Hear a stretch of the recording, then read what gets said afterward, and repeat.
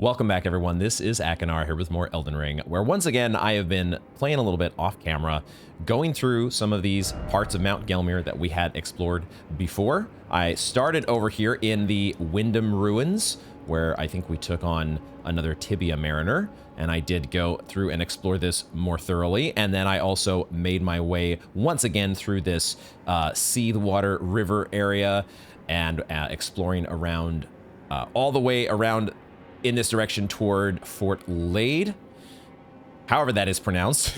and then I ended up all the way over here past Alexander, the Warrior Jar, where I figured we would go ahead and start the next episode. But let me just also, because we haven't really explored this area thoroughly. We have banked the checkpoint here at the Craftsman's Shack, but we haven't been through the rest of this area, really checking it thoroughly. So we will do that, because it looks like it does maybe intersect with the ascent up Mount Gelmir that we did do very rapidly last time in getting to the full-grown Falling Star Beast and eventually Volcano Manor and all the fun stuff there.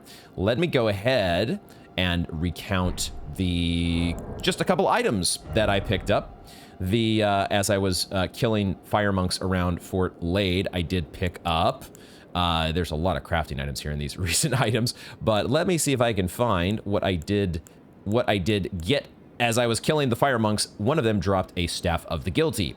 So we have another, when I decide to do a sorcery build, a glintstone staff that boosts thorn sorcery, which is pretty niche as of right now. I think I only have one thorn sorcery, but there might be some others out there, probably. Elden Ring's a big game. A heretical staff fashioned from a smoldering withered sapling that turns the blood of sacrifices pierced by it into glintstone, similar to hex magic. Sorceries are scaled with faith rather than intelligence when wielding this staff, which enhances thorn sorceries in particular.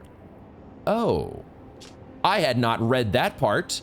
I didn't read any part of this staff other than to see that it boosts thorn sorcery. It scales with faith. I see. That is really fascinating. It does in fact say there on the attribute scaling, strength and faith. Well, I wonder, sorceries are actually just scaled with faith. Wait a second. Guys, could we actually do a sorcery build as a cleric? Wow, I did not realize that this might be such an important staff when it dropped through my off-camera exploring. So I have another option now to consider, especially because we did pick up a couple sorceries last time that I was very sad that I could not use. Now, okay, there is still a problem, because in order to use sorceries, you do need intelligence for the sorcery. So you can't just bypass, just because your sorceries scale with faith, doesn't mean you get to bypass the intelligence requirement on the actual sorcery itself. We've been able to overcome that by speccing in different gear and talismans and whatnot in doing the law of regression. I'll have to think about this. It might still be too much of a hurdle to overcome when it comes to doing a sorcery build without actually adjusting our stats may not be possible, even with this pretty cool, interesting Staff of the Guilty, which I feel like this was a thing. This was definitely a thing in DS2. There were items like this, and maybe they were also in DS3. Hex magic is also something that was mentioned on those sorceries, the ones that we got from Mount Gelmir, the sorceries of, well, the ancient hexes of Gelmir. Interesting. So hexes are, I guess, in this game are kind of associated with fire, as opposed to like dark magic. That's kind of cool. The other thing that I did pick up, which you might have seen already here, was the Pearl Drake Talisman +1. There was a stone sword key barrier in the Wyndham Ruins that I did go into, and I looted the chest in there, and we have now an upgraded Pearl Drake Talisman. So that pretty much gets you up to speed on my adventures through Mount Gelmir. I think what I want to do very quickly, before we press into this sort of previously explored area and give it a more thorough exploration, as you can see the dead demi-humans here that I have taken out, off camera, but I wanted to check in with Alexander one more time. Now that we have been to Volcano Manor, I just want to see, is there any update to our friendly Warjariers? What did I just say? Warrior Jar. I have no idea what words came out of my mouth just a moment ago, but Alexander. Does that ever happen to you, Alexander? You ever get any, I don't think Alexander just has to get his, the cracks in his armor and his hull fortified. He doesn't have any cracks in his speech patterns, I don't think. Perhaps I'll head eastward. There's an old saying. Okay. Above the lofty clouds. Yep. The icy... All right, so he is still fixated on getting himself rested, ready to go to the mountaintop of the giants. And I'm very excited to get to the mountaintop of the giants, but that still is going to be probably a little bit of time before we get there, because right now we have Mount Gelmir on our agenda.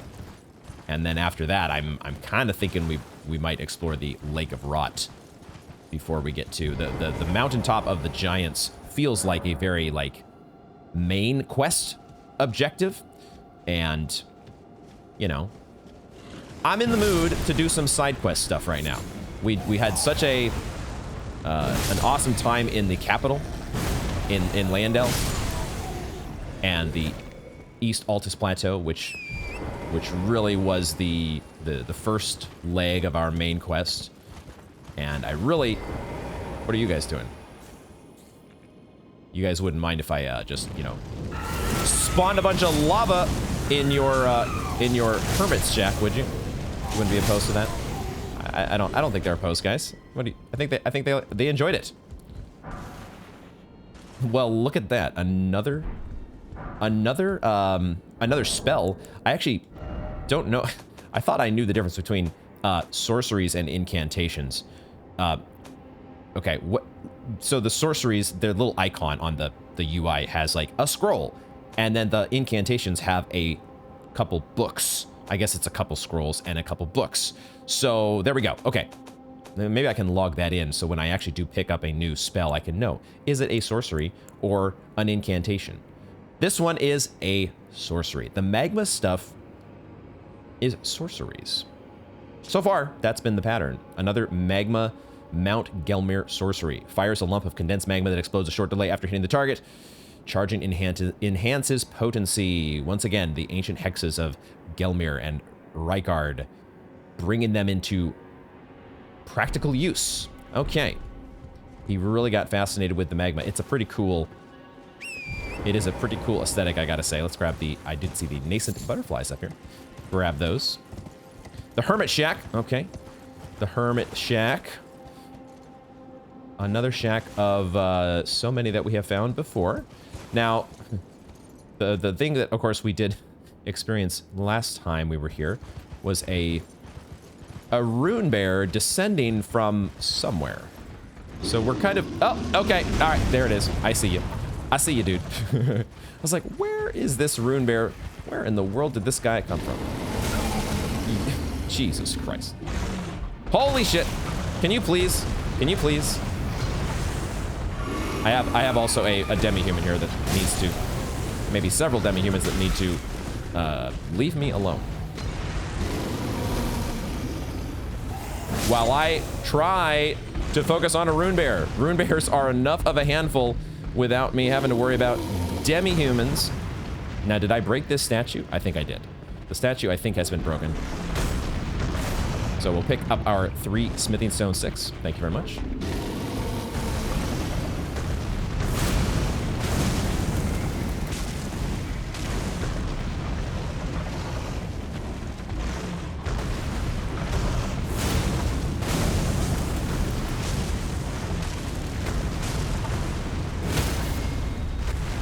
Can I get the Robust? Will I make it in time to get the Robust? I did. Amazing. I'm gonna drink my cerulean flask.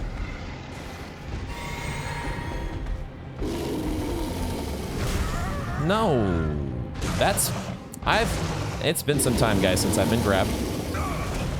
We've not suffered a rune bear grab for a little while now. And I've been proud of that fact. So, our unblemished This is the time in the Elden Ring episode. What the hell? Where did you come from? Did you come out of the Rune Bear? Or did you actually have the courtesy to not engage us while we were while we had our hands full with Bear Boy? This is the time of the episode where we oh, it's a volcanic rock. I was like, what acquire materials do I have? The time in the episode when we like in the it's the Simpsons, they have the this many days since the last Rune Bear grab. Put that back to 0.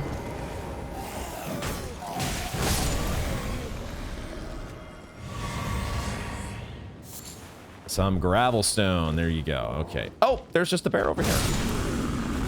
You kind of, you know, if you had not exited your hibernation prematurely there, I might not have even noticed you, because you kind of blended in with the terrain, if I'm being honest. Wouldn't even have known that you were there. You could have escaped a fiery hammer death if only you had known that that was not the time to wake up.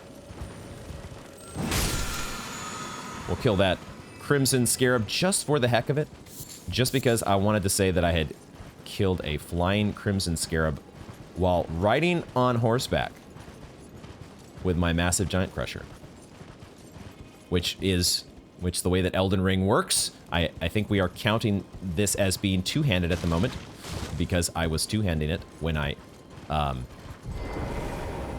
off horseback. I'm actually two-handing it. Funny how that works.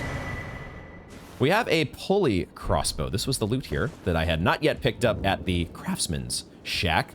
Let's check out our new crossbow, which we are certainly never going to use. Crossbow made with pulleys and power springs. Boy, that is a kick-ass Bloodborne style crossbow there. The complex mechanism, which requires advanced mathematical and mechanical understanding to craft, was likely made by a certain genius who learned Golden Order fundamentalism. One touch fires a volley of bolts. Be warned, large stores of bolts can be quickly spent. Who is this certain genius? Is this actually a person that we know? Is this an NPC that we could figure out who this is? Actually, guys, this is advanced mathematical and mechanical understanding needed for this. Just not any old average Joe can be expected to fire the pulley crossbow, at least not without blowing your entire load of crossbows in one. You know, it takes a very skilled and measured approach to not prematurely exhaust your store of crossbows. And we're gonna move on before I get myself into any more trouble than I already have. Let's focus on dealing with the demi-human shepherders. That looks like what they were doing. I kind of upended their shepherding. So, you know, now that the sheep are on the loose, it's very important that we not allow them to. We wouldn't want the maniacal sheep and the roly-poly sheep especially to be harassing any of the villagers. Villagers? Are there really any villagers around here? Like, I guess there's some structures up here that we might loosely consider a village, but they also seem to be. They seem like they're. Oh boy! Oh, okay. Well, this is the real. Yo, what the hell? Has something? Is there something? What in the? What in the? I think that it's lost its head, guys. It has no head. This thing has no head. So it is wild as fuck. As if, you know, these things weren't as wild as fuck already. When they go and lose their heads, boy, are they a handful.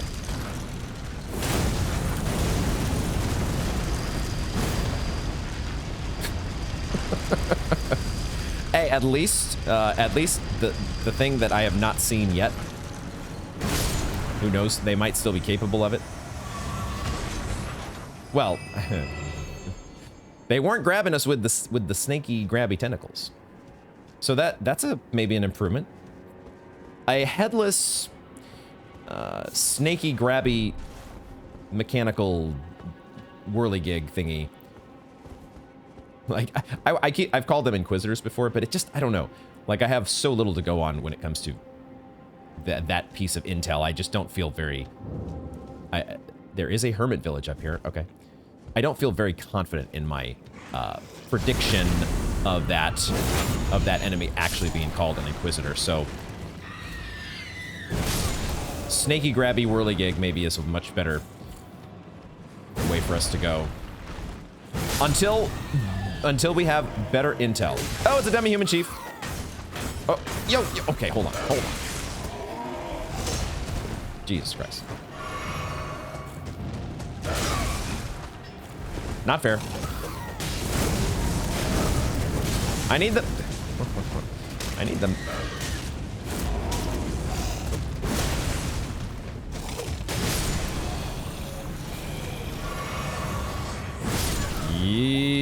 Okay. All right, settle down, Hermit Village. I'm glad to be here. I'm so the welcome, warm reception here at the Hermit Village. Very glad to have you all here. Is this a? Okay, there is a. What the hell do we have going on here? There's a stone crown, Rhea Lucaria type that is out here bearing witness to the enraptured demi-humans.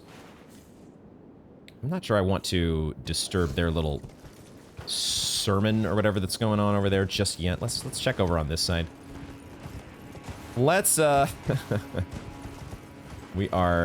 having some fun here. We're still full on flasks because we're exploring the overworld and we just get flasks back and we really don't have to worry about flasks being coming up short on the flask front while we are in the overworld. Who's this? Who this be? This looks like one of the Dominula people. It looks like one of our windmill crazies that interesting. Was this a windmill village at some point? I don't see any windmills. Why is there one of the Dominula folks over here? What's up with that? Not that we know, like, an insane amount about Dominula lore.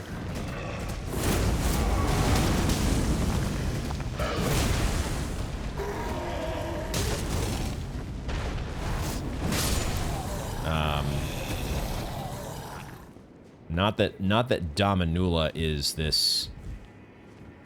There's a lot of parts of Elden Ring that just, like in Dark Souls games before, these things like the Dominula Windmill Village are just, you know, kind of minor overall pieces to the story. And they're just there to show, you know, hey, here's another crazy village that went off the rails. Yo, we just picked up the Errant Sorcerer garb. We fought against an Errant Sorcerer last time, didn't we? It is. This is the gear from Errant Sorcerer Wilhelm. What the hell is it doing out here? One of the first Tarnished to visit the Round Table Hold. A silent seeker of sorcery who had gone so far as to make contact with the primeval current, Wilhelm was led by guidance into confrontation with his friend Vargrim. And it is said that he was then taken prisoner in the Round Table Hold.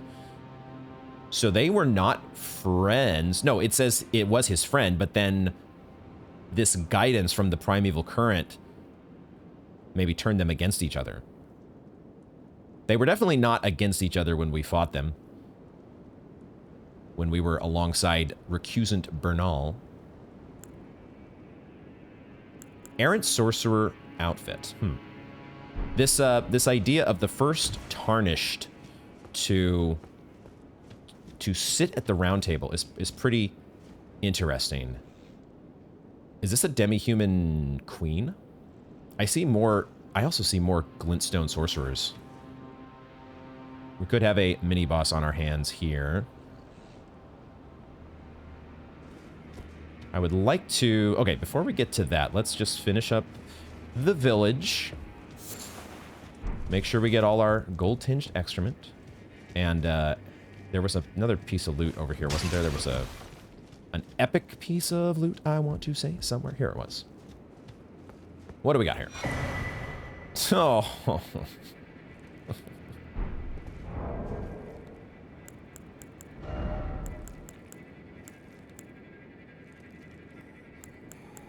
Where do we put this? Where do we put this? Let's switch it out for the... We're not using pickled turtleneck too often. Let's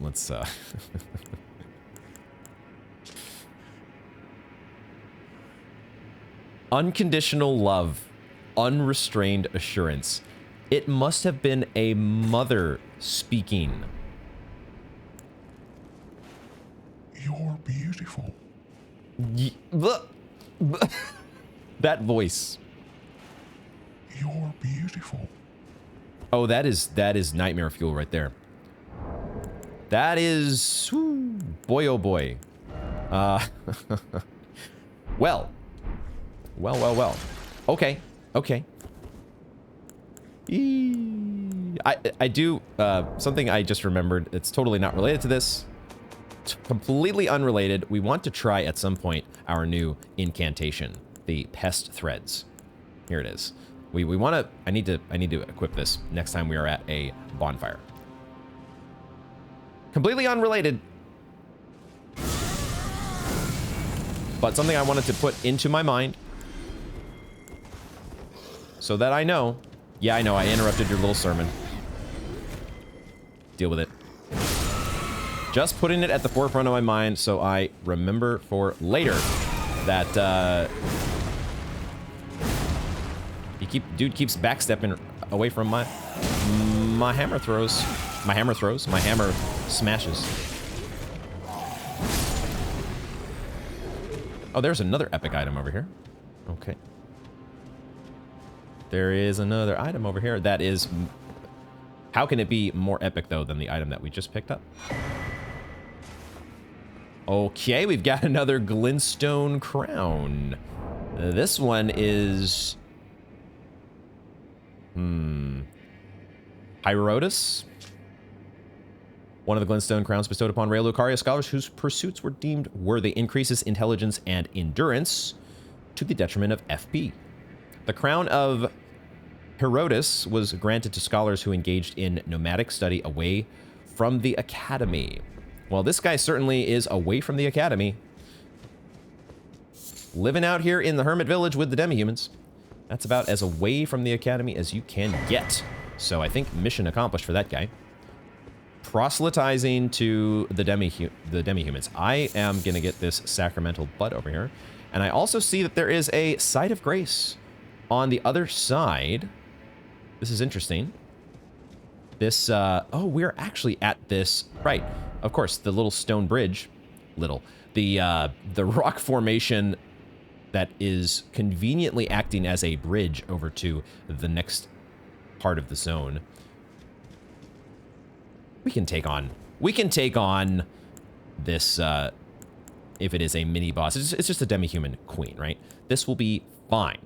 The only question is, do I want to... I think I will summon. I like this idea of summoning the mausoleum soldiers and then just giving us all buffs. Everybody gets a golden vow.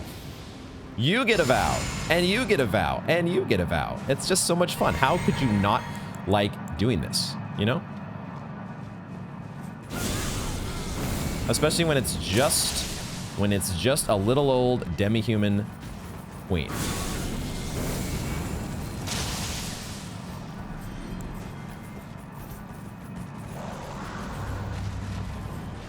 Oh, it's not okay. Well, I take that back. It's demi-human queen Maggie.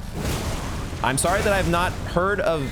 The name Maggie has not been brought to my attention previously in the demi-human royalty hierarchy.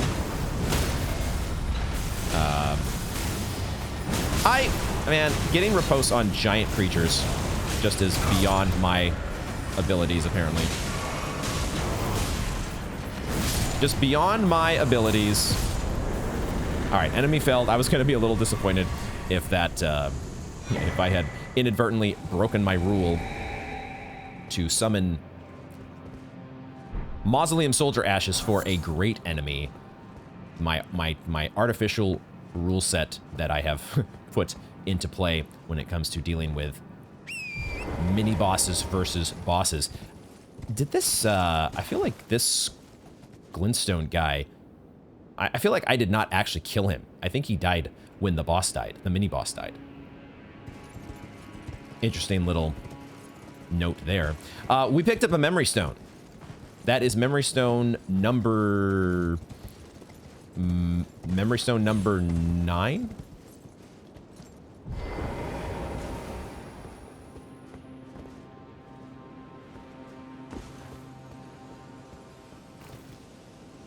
Excuse me? I was gonna say, can I not talk to you? I thought for sure that I was close enough to talk to what appeared to be a very strange and bizarre looking NPC. Holy crap. Okay, I would like to get a glow. Oh, first of all, the most important part before we. You're beautiful.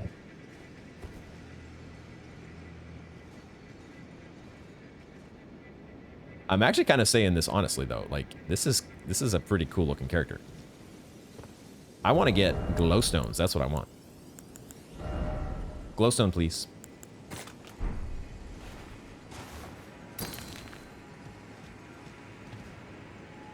Glowstone for a very, very interesting looking. The glintstone has become. You and the glintstone have become one.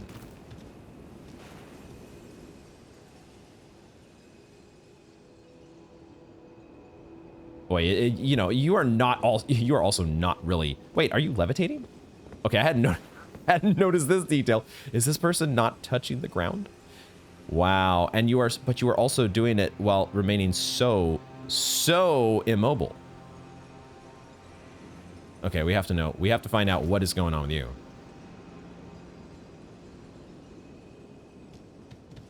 I tried talking.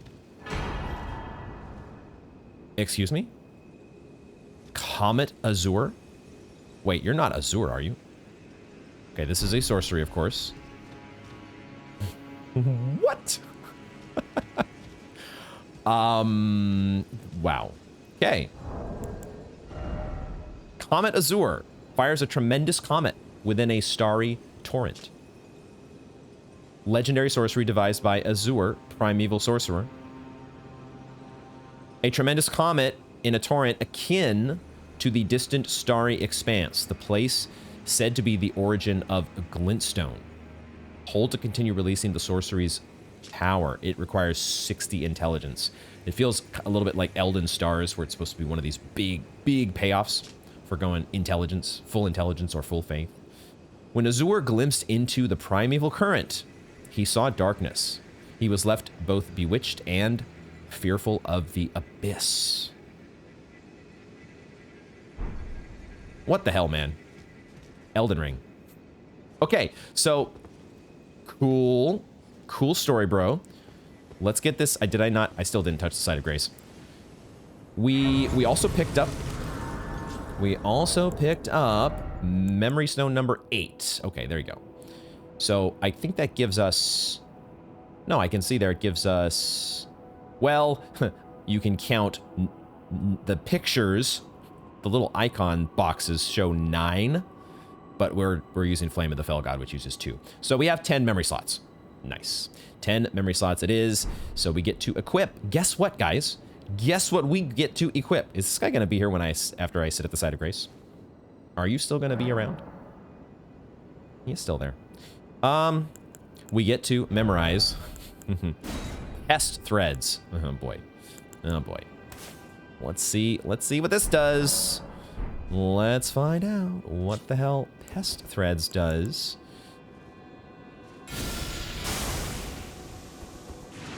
I mean, it does exactly what the pests have done to us before.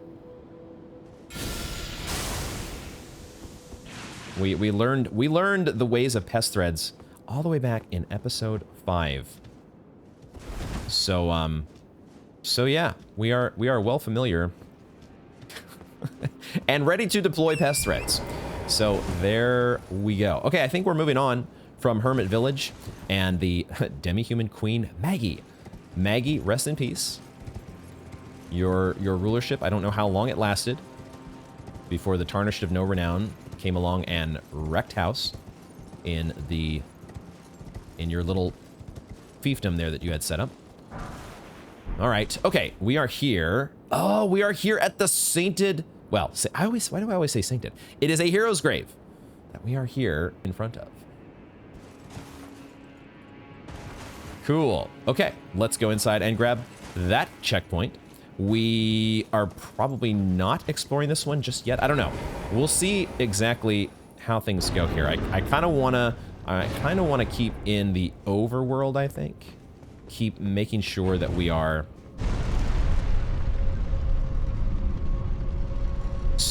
going through each of the areas that we have been through previously. Just like the overworld feels like I want to make sure that there aren't NPCs that we're missing. That's part of why I kind of still need to backtrack through the rest of Altus Plateau and the capital. The Beast Eye Quivers. There's some death root to be found here in the Gelmir Hero's Grave. Bank that side of grace. So far, the only one of these little side dungeon areas, at least the only one that comes to mind that actually had NPC character progression, was the Black Knife Catacombs. That was a very notable exception, but for the most part, there may be some other exceptions, but I think most of these side areas are just side areas. They're very fun side areas, and these are definitely parts of the game that I want to be exploring on camera, especially given our experience with Ariza Hero's Grave. Wow, that did not do very much damage. So many pest threads, so little damage. But I guess they do home. I guess they do, you know, hone in on the target. But it's not exactly, you know, it's not the cheapest spell in the world. So, I don't know. I don't know.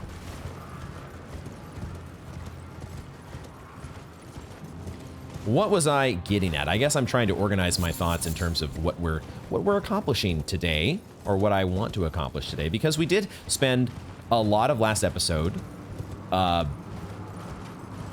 Volcano Manor. Volcano Manor ended up being a lot more fun than I was expected it to be, as I pest thread some birds. Oh, does it actually track down? No, it doesn't have the range to get the bird as it's flying away. We did get a 4-toed Palfoot though. Good fortune there.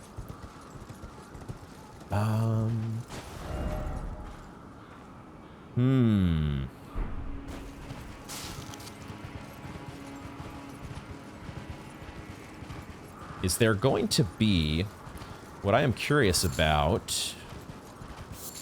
Well, let's just keep exploring for now. Let's just keep exploring. We spent a lot of time at Volcano Manor, and there is obviously inside of Volcano Manor to explore.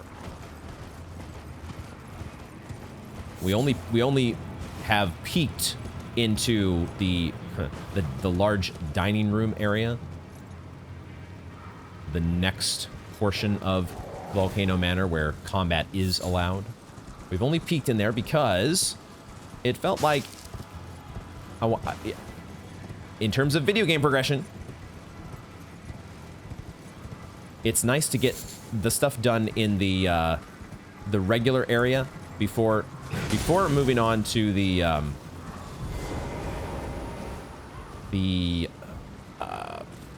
boss area. Is that what I'm getting at here? Is that what I'm getting at? Who knows? These guys are mourning their fallen comrade, and I'm wrecking house with magma. Because that's what I do. That's what I do. Because I don't give a shit.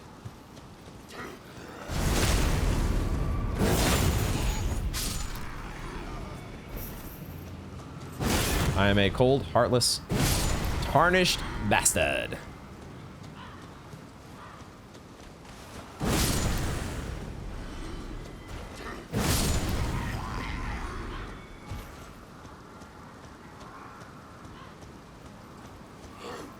Oh, I see a, oh, that, I just realized that's the pumpkin head there that we passed by last time.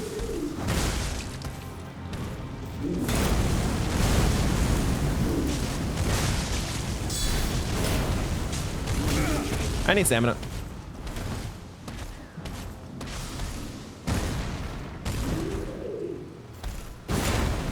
Boy, man, the pumpkin head can take such a beating. Pumpkin head is sturdy.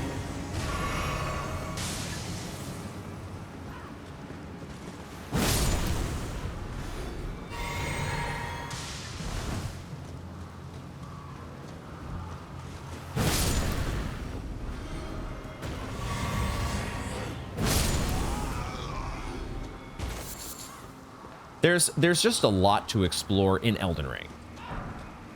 There is so much to get to, and trying to figure out the order in which you're going to do it sometimes, for me at least, can be a little bit problematic.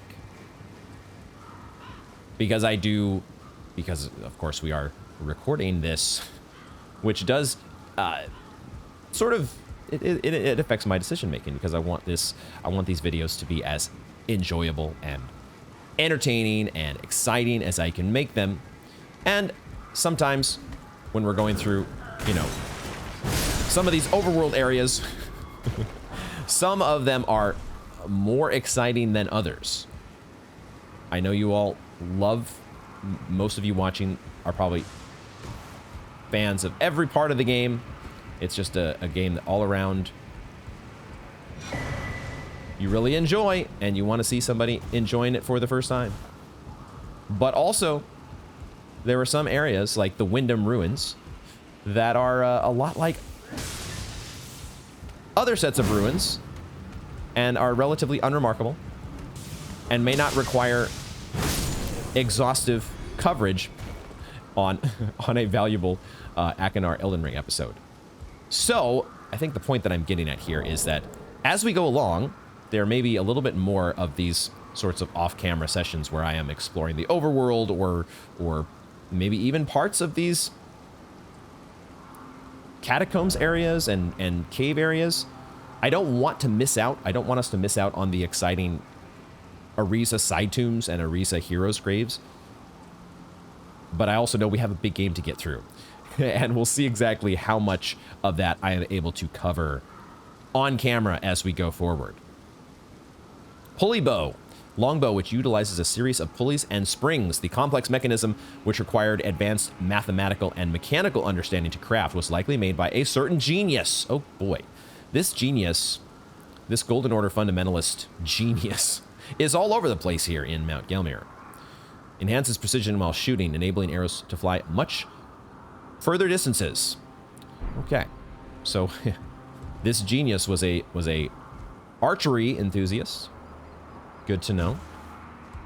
So now, where shall we go? I think we want to go back in this direction toward the. We have been through this area ever so briefly, but let's go toward the first Mount Gelmir campsite.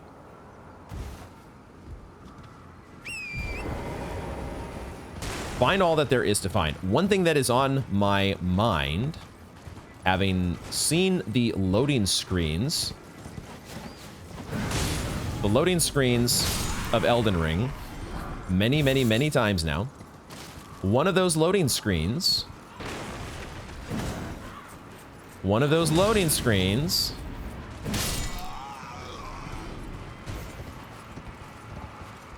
is showing Mount Gelmir with a dragon. There is a snoozing dragon that has Mount Gelmir as the backdrop. And so, loading screen spoilers, maybe, that there might be a dragon around here somewhere to find. That's one thing that's on my mind. Because there's only so many places that this dragon could realistically be. And maybe over in this direction might be one of them. But then, again, this looks like the end of the road. So, who knows? Who knows? Pest threads. Oh, okay. I thought that wolf was going to have more hit points. It was not an alpha wolf. Guarding this somber smithing stone level 6. All right, so now we return to the grafted scion that we pretty much ignored last time. We will not be ignoring him this time around, because now I have the unstoppable power of the Mount Gelmir map at my disposal. Who can stand before the Mount Gelmir map? Ooh, I like that you cannot poise me out of that. That's a nice one. Well, that one he did. That one he poised us out of. Ooh, hello.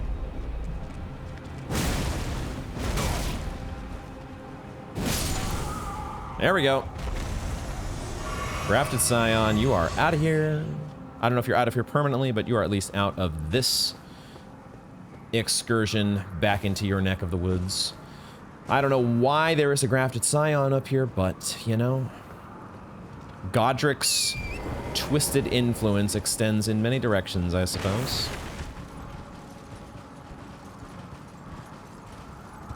The teleporting, the teleportation powers as well of the Golden Scion.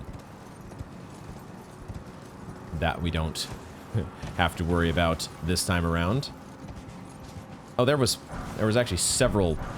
Those, I feel like those pieces of loot, they blended in. I did not see them when I was riding in this direction. Totally. Blind Let's Player missing the very noticeable loot on the ground here. Scavenger's Curved Sword. Unique curved sword, notched like shark's teeth. Weapon carried by corpse pillagers who prowl the sites of old battles. The blade is tacky with blood and covered in hefty nicks, making it totally uneven. Life can be sinister indeed. What a heartwarming message that is. Love it. Back up this ladder we go. I know there was definitely at least one ladder that felt... I think there was one ladder off to the left that we could have climbed that we did not. So we're going to be hopefully checking all of the different ways this time. Yeah, this one over here, I think. There was also... What was... We were really running through like a madman. Just like this... Whoa. Oh, that's a cool trick. I didn't realize you had a magma bomb. That's what you were waiting to unleash on us, the avionette over here. Everybody loves their magma on Mount Gelmir. Did we get this guy last time? What are you looking at? A Trina's Lily. Really? It's such a pretty lily. They just wanted to hang out here and look at the one little flower that was left on the cursed, scorched earth hellscape that they've overseen. One little flower had survived. Life will find a way.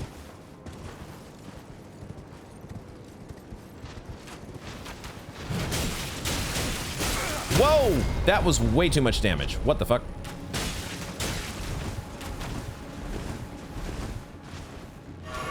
That was way too much damage. Why am I not connecting on some of these? Some of these overhand swings are just not connecting like I'm expecting them to. Holy shit, why am I taking so much arrow damage? I mean, I know I have like a bajillion arrows stuck in me, but still, that seemed unreasonable. That seemed like an unreasonable amount of damage. What the hell, guys? What the hell? Oh boy! Oh no! It's the firing squad over here. That poor guy. He never saw it coming. Nah, that's actually the exact opposite. He saw it coming the entire way, and just he. Oh really? The pest threads, they don't reach. Oh my god! These guys, when they go ham, boy, do they really let loose. I am not impressed by this pest threads. I don't know if I'm using it against the right enemies or what. Oh my gosh. Jesus Christ.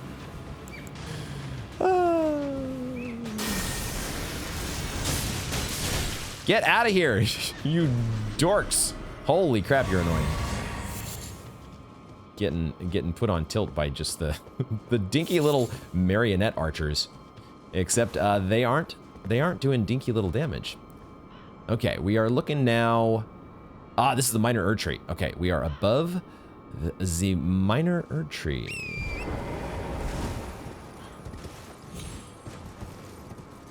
I'm going to drink another flask. We're definitely getting full value. Full value. We're getting a lot of value out of our cerulean flasks. This is the ladder that I don't think that I climbed before. So up we go. Up we go. Where does this one go? Where does this ladder go? Did we climb up? Oh, I apparently, yeah, I think we definitely were on this ledge and I just didn't pick up that loot because I was in scramble mode. Scrambling to get up to a falling star beast. Oh. Welcome, dear customer. Hey, how's it going? Yes, right this way. Right this way. We found a merchant. Yay. How you doing, buddy? Welcome, valued customer. Come, trade in our wandering emporium. Please, buy something. I'm hungry. I've been hungry so long. Please? We love our nomadic merchants. And once again, though, as we always, the nomadic merchants do seem to have a penchant for picking the hardest, the spots that are like the most difficult to drum up business in those spots. But you do have a Nomadic Warriors Cookbook 20, so I think we're probably just going to get that. It has a volcano pot. I mean, I gotta know what a volcano pot is. Give me the Nomadic Warriors Cookbook 20. Side note, I think I went back to the Nomadic Merchant back in Caelid to buy the Nomadic Warriors Cookbook 15. Just as a small side note for any of those of you who are keeping track of these very important things. You also sell a Guilty Hood. I think we picked one of these up before, but I don't remember where. But I also see here a Confessor Hood. Okay, this is the Confessor outfit. As we've seen before, so much of the... Well, I'm guessing all of the different starter gear sets are available at some nomadic merchant somewhere. And eventually, you know, it's probably just a good idea for me to just buy the... You're in a very difficult spot to get to, and we have a lot of runes. It's not very expensive to just buy all of this armor. I'm pretty sure we have a Guilty Hood already, but it's 500 runes, so just in case, I'm gonna buy one. And then should we just get the Stone Sword Key as well, guys? That one's 5k. We're not. We have 11 Stone Sword Keys. We don't need that. We're good. And I know you're hungry. I know that you're hungry. You're oh so hungry. But hopefully you will be able to buy plenty of healthy and nourishing food with the runes that we just gave you. So there we go. There's our nomadic merchant with our cookbook number 20, and we now have access to volcano pots, and they use volcanic stones to craft these. Scales with strength and dexterity, creates a heat cloud causing continuous fire damage. I do not want to craft 15 of those. I'd like to craft 5, and I would like to equip those so we can try them out, because I don't do enough of this. I've kind of been neglecting to experiment with some of the various pots, because it gets a little overwhelming sometimes thinking about all of the options that are at our disposal, especially when we have so many incantation options already and so many great Ashes of War options.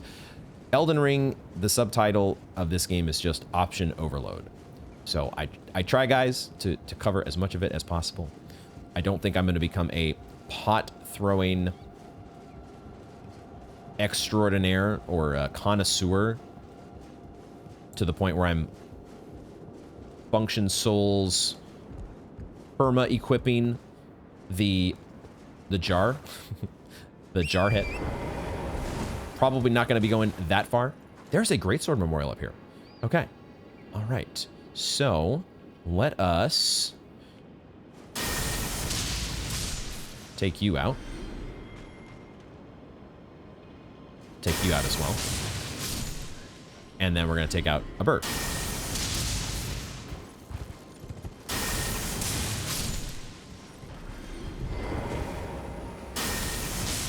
Because all of a sudden I have the desire to kill some birds.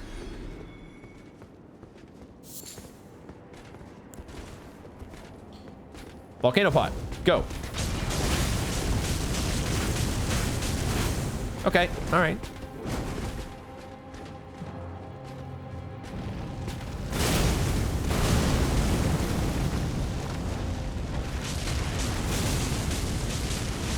Flame of Frenzy. Oh, I forgot. I forgot this was this. I don't know if this was the guy that we ran by before, but I forgot about the fact that there is Flame of Frenzy running wild on Mount Gelmir.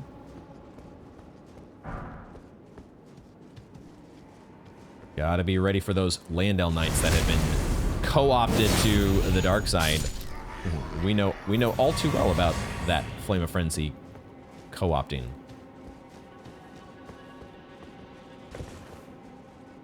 All right, and I guess we are on another side of Volcano Manor now, huh? There it is. All right. Let's check out the Greatsword Memorial. There's also... Boy, is that a new plant? That looks... I do not recognize. I do... Unless it's an Eye of Yellow. Maybe it's just an Eye of Yellow. It looks very red right now. Doesn't look very yellow. Excuse me. That is what it is. Okay. Greatsword Memorial. The assault on Volcano Manor. The squalid, the sick, the blasphemous.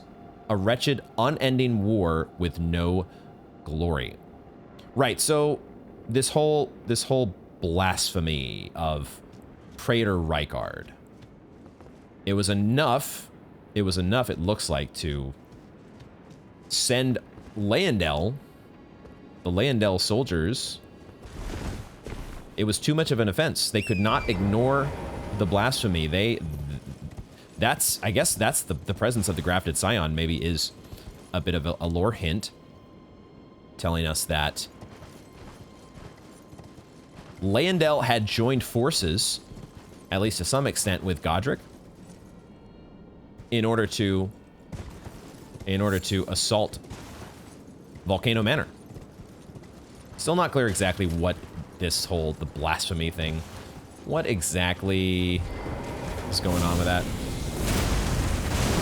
What do they mean by blasphemy? Was it really so bad? Whatever it was, just because did he decide not to pay taxes?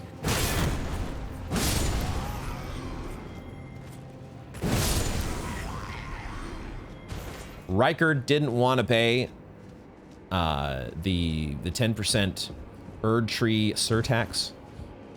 And he said, fuck that shit, I'm out.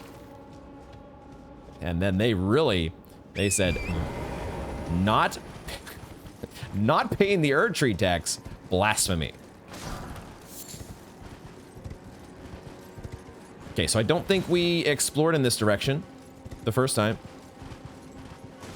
There are more demi-humans here. More demi-humans, you say? Okay.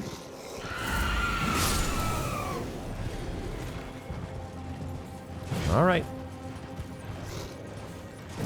If we must deal with demi-humans, this guy is proving to be a little bit troublesome to hit. I almost was going to spare you just for the fact that you were dodging my hammer swings. Another Trina's Lily.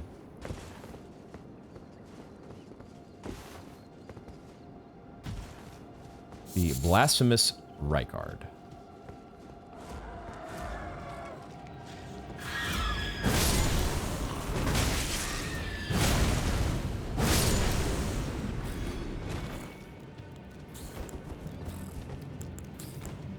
I'm gonna keep trying. I'm gonna keep trying the pest threads. It does seem to have the nice ability to not miss. So I suppose that is a pretty significant upside.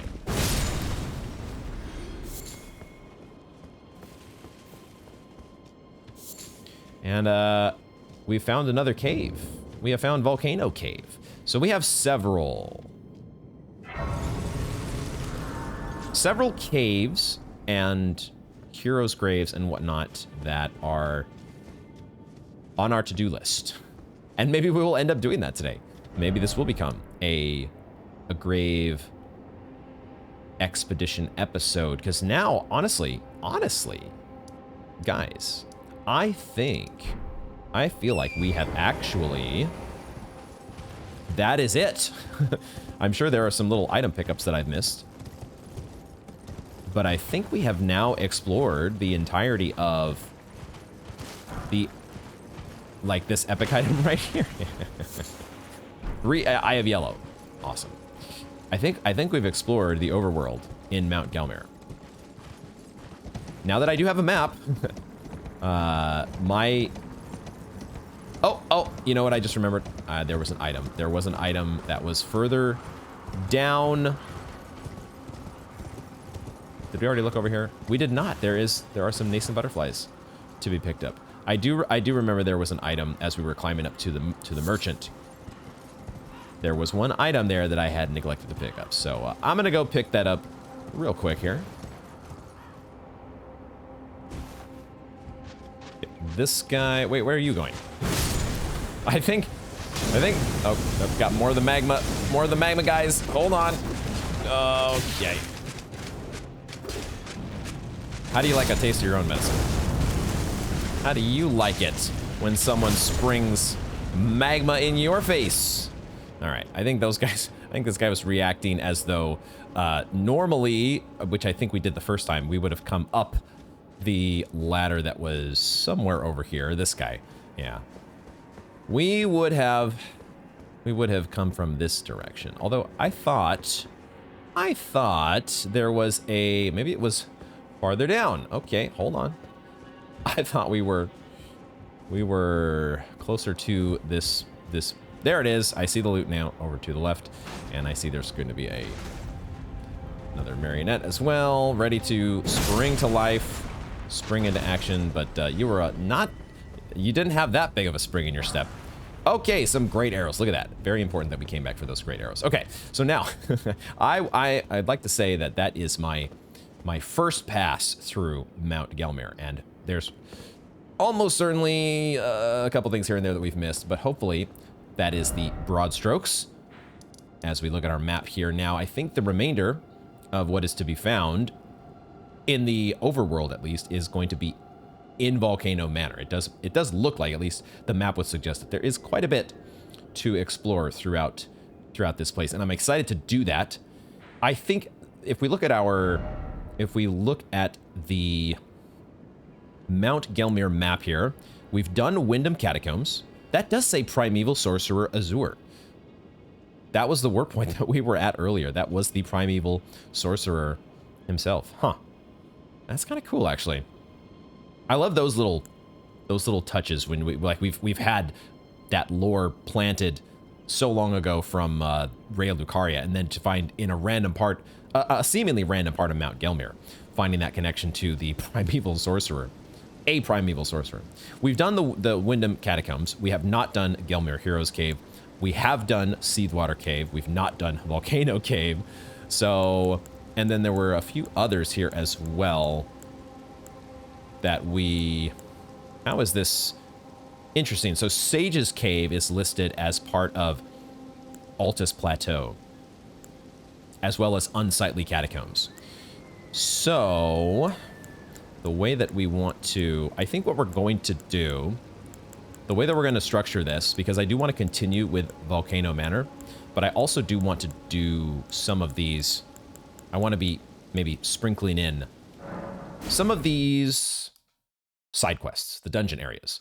We want to make sure we're covering those here on camera as well. So why don't we start with the Unsightly Catacombs, which was a site of grace that I grabbed while I was exploring off camera. We're also going to level up. Let's spend some runes here to get us to whatever our next 5k is what we need. Our next level is only 5k away. So let's do that. Let's actually make it, we'll go this route. So I want to leave at least one of each rune in my inventory. It just kind of feels nice to say we've got one of each at the very least. And we will throw in a point to strength. Interesting that is it because I'm not two-handing the hammer? That must be why. That I'm not seeing a boost to my hammer through this menu. But we are, I think, still getting damage from... I am two-handing this. So that menu maybe just doesn't show two-handed damage at all. Let's enable our lantern. And into the unsightly. What makes these catacombs so unsightly compared to the rest? I wonder. I hear some snoring going on. I hear misbegotten. Okay, you know. I suppose the misbegotten. Unsightly is one word you could use. Let's see if we can't find us some sus walls though.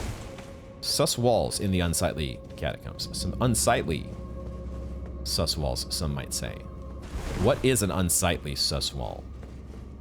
What exactly constitutes what would be considered an unsightly sus wall?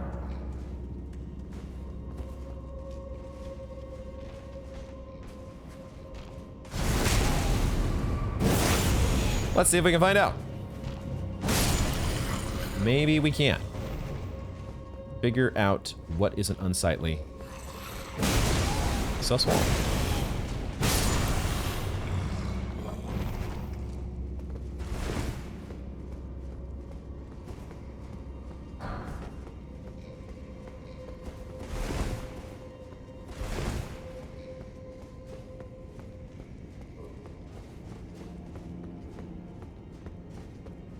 Unsightly Catacombs.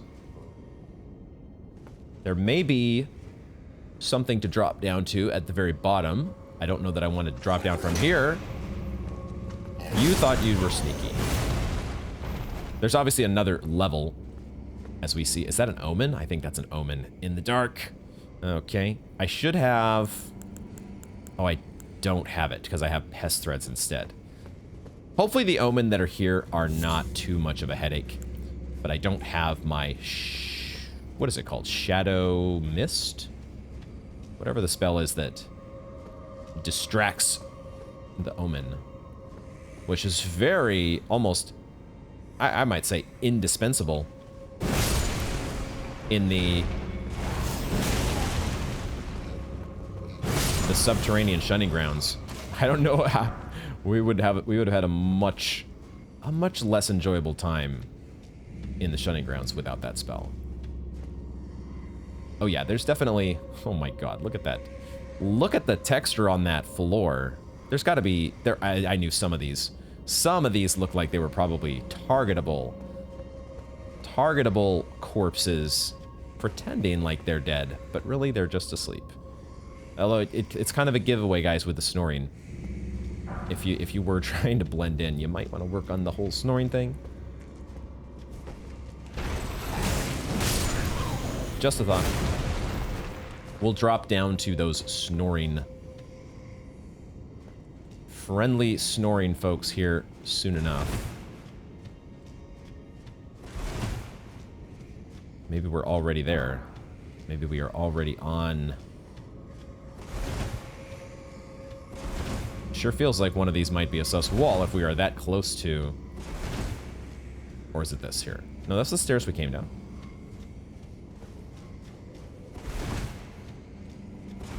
Okay, maybe not. Maybe no sus wall. Maybe the way we connect to that room. Well, this is the boss door. So... What the hell? Oh, you were just waiting, weren't you?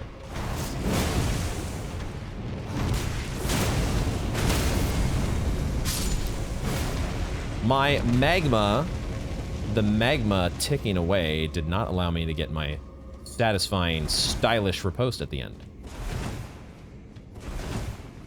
Eruption bad.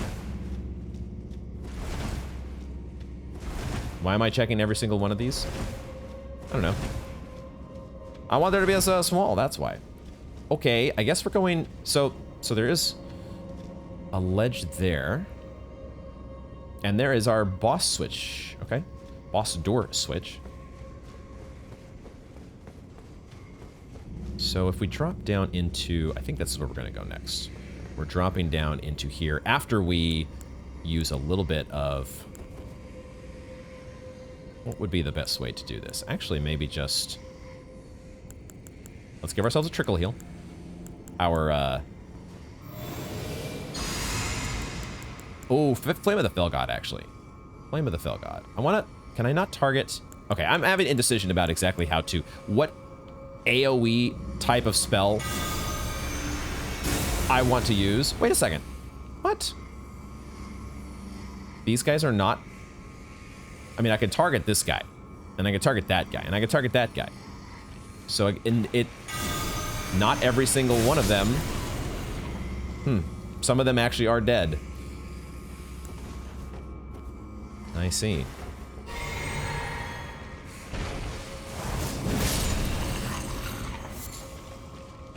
Okay. That was that was less satisfying than I was hoping I was going to get a big old Wrath of Gold on all y'all. Okay, fine. They did give us the corpses that are down here are the ragdolling variety. Let's check out our Winged Misbegotten Ashes. A spirit with the aspect of wings, which takes flight to loose arrows from its bow. The Misbegotten are held to be a punishment for making contact with the Crucible. And from birth, they are treated as slaves or worse. Punishment for making contact with the Crucible? Huh? Y'all don't... You definitely don't strike me as being related to Crucible Knights, if that's what we're trying to say. The Crucible perhaps has many aspects to it, and making contact with it does not guarantee that you're going to be a Crucible Knight. Perhaps the more common fate is for you to become a Woeful Misbegotten. All right, there's our boss switch. Cool. We definitely know where that's somewhere where the heavy door has opened. Yo, why are we getting all the prattling pate stuff today? What? And a rune arc. What's up with all of the prattling pate? Emits a voice that says, apologies.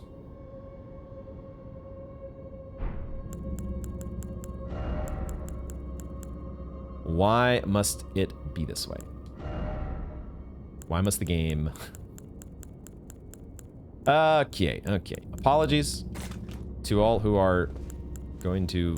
You have your fair warning here if you want to mute your game or your YouTube video for some reason. Apologies. I'm kind of okay with all of the prattling pates besides the one that we picked up earlier today. Most of these are just, you know, fine. They're the same voice. They're just... Apologies. It's all good, right? It's very much like the Guff greetings. But then they had to throw in the super creepy...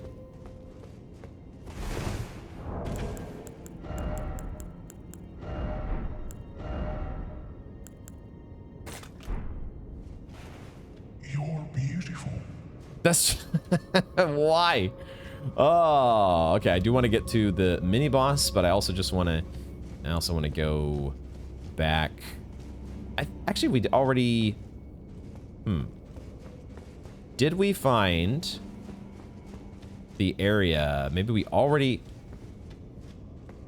We scoped out at the beginning. There was another level here. Oh, we fought this guy already. Okay, so that was it. We made it to that level where that omen was hiding out, and we are ready to fight the boss. There's nothing more. Our Unsightly Catacombs were very short and sweet, which is just what I was hoping. Assuming that whatever is behind the boss door is, you know, just like a watch kitty or something that is... I kind of want to use one of these acid spray mists. As long as we're not dealing with, you know, double crucible knights or some nonsense, I think we can live.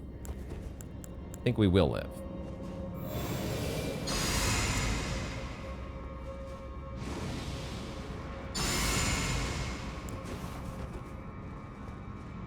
Forgot to drink my flask of Wondrous Physic. Let me do that. Perfumer Trisha and a Misbegotten Warrior. All right, I think we'll be okay. I can use some perfume as well. You are given these your little buffs that she likes to do. That gives a shield to her comrades. Boy, you guys do no damage. We're too high level. We are too strong at this point. I need FP.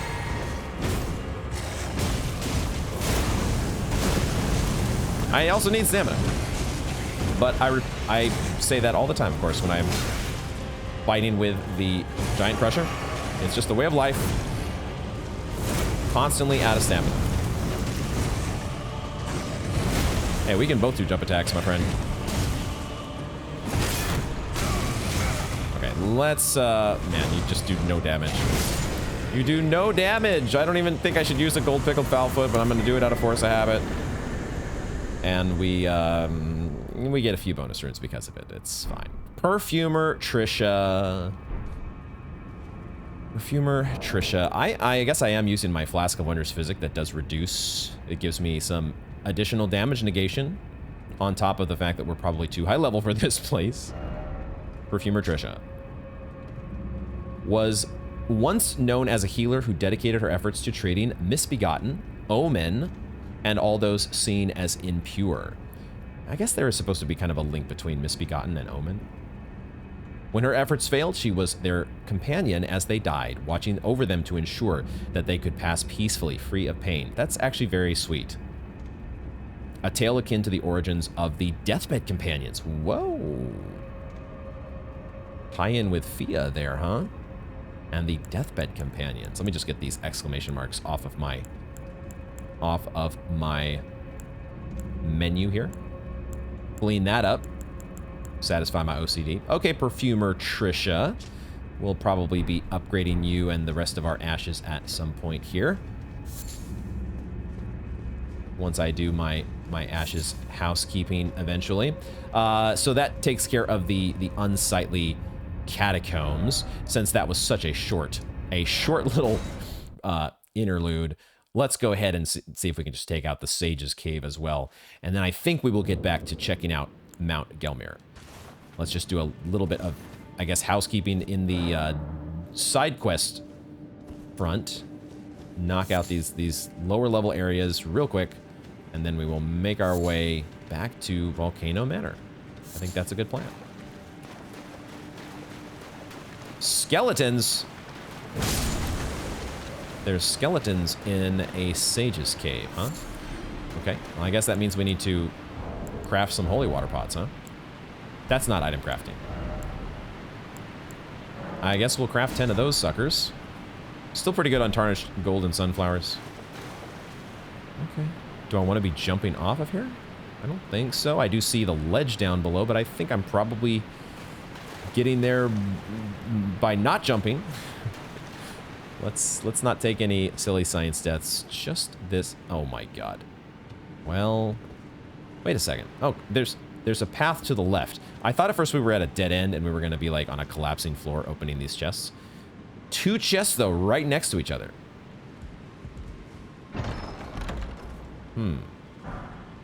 A Lost Ashes of War. And then, not a transporter trap. 5 rejuvenating boluses. When are we going to get the recipe to craft rejuvenating boluses? We need it. But I'll happily take 5 of those. Golden rune 5. Golden rune 5. Silver firefly. Okay, alright, fine. Okay, they put 2 torches here. 2 torches here up against what would almost certainly... The sus wall cave... The cave sus wall meter has shot through the roof all of a sudden here. Oh yeah. Oh yeah. We saw it coming. The game did a pretty good job of spelling that one out, though, I gotta say. That one, they really... Yo! Chill out. All y'all. Stop it already. Okay. Yeah, they literally, almost literally hung lanterns on that sus wall. Even the most blind of explorers would have a tough time missing that one, I would say. We'll get to... I guess maybe we'll do that one first, since maybe that feels like the main path. So let's do the side path, especially because there are 4 treasure chests in here. What the hell? I mean, one of these has to be a transporter trap, doesn't it? Doesn't at least one of these have to be? Maybe not. I don't know. 5 silver pickled foul feet. A black hood. Candle tree wooden shield. No transporter traps. Nascent butterfly. Black hood. Hood of lusterless black fabric that conceals its wearer's identity. In this world, there is very little that must necessarily be known. And the candle tree wooden shield, light for its size, easy to handle, thought to represent a surreptitious prophecy of cardinal sin. The lit candle tree design was forbidden. Is that the candle tree? We've seen candle trees before, haven't we? I have just not really known what to call them. I was calling them a candle holder, wasn't I? The little... Now we know they're called candle trees, I think. The little spots out in the overworld where you spawn a little ghost and it walks you to a cave. Candle trees, huh? Okay. All right. Always glad when we can add to our Elden Ring nomenclature.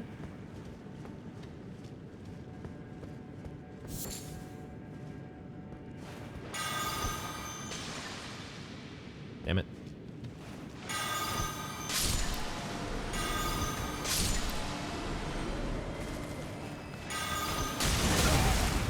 You are strong.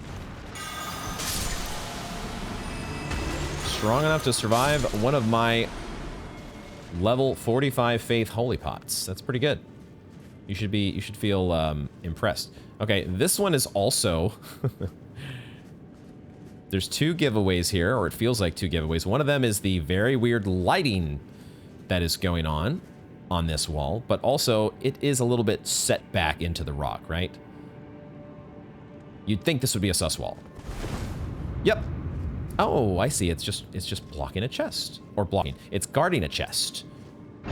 That is, once again, not a transporter trap chest. I'm just so... Stone's EA. I am so on edge waiting for the next... How long has it been since we've actually had a verifiable transporter trap chest that has not just been part of like a dungeon gimmick? We had the dungeon gimmick in... Was it the Ariza side tomb? Man, so many chests in this dungeon.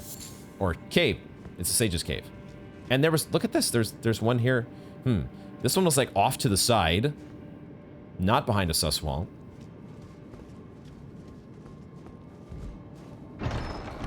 It just feels like one of these... Golden great arrows. One of these is going to be a transporter trap. At least that's what my very on-edge Elden Ring brain is telling me at the moment. They're giving you so many chests that aren't transporter traps. It's like they're trying to lure you in to a false sense of security. We picked up some raptor talons, claw weapon, comprised of 2 sharp, thin blades, wielded by the assassins of Ravenmount. This weapon allows them to imitate the attacks of death birds. I see.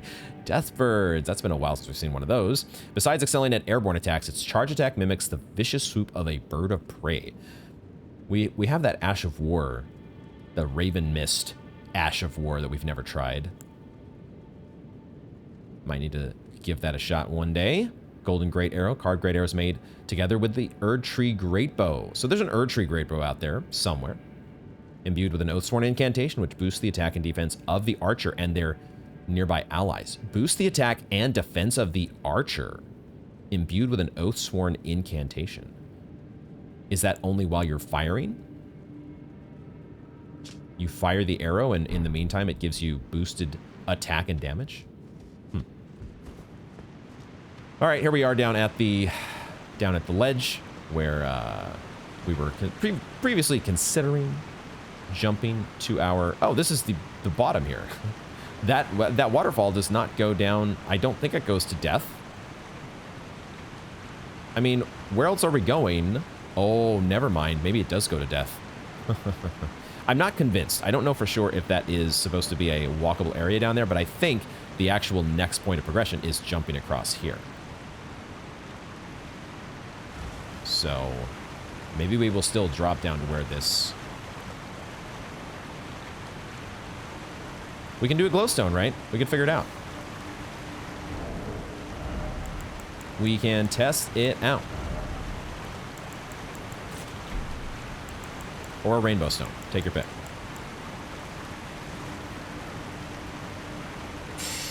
Nope.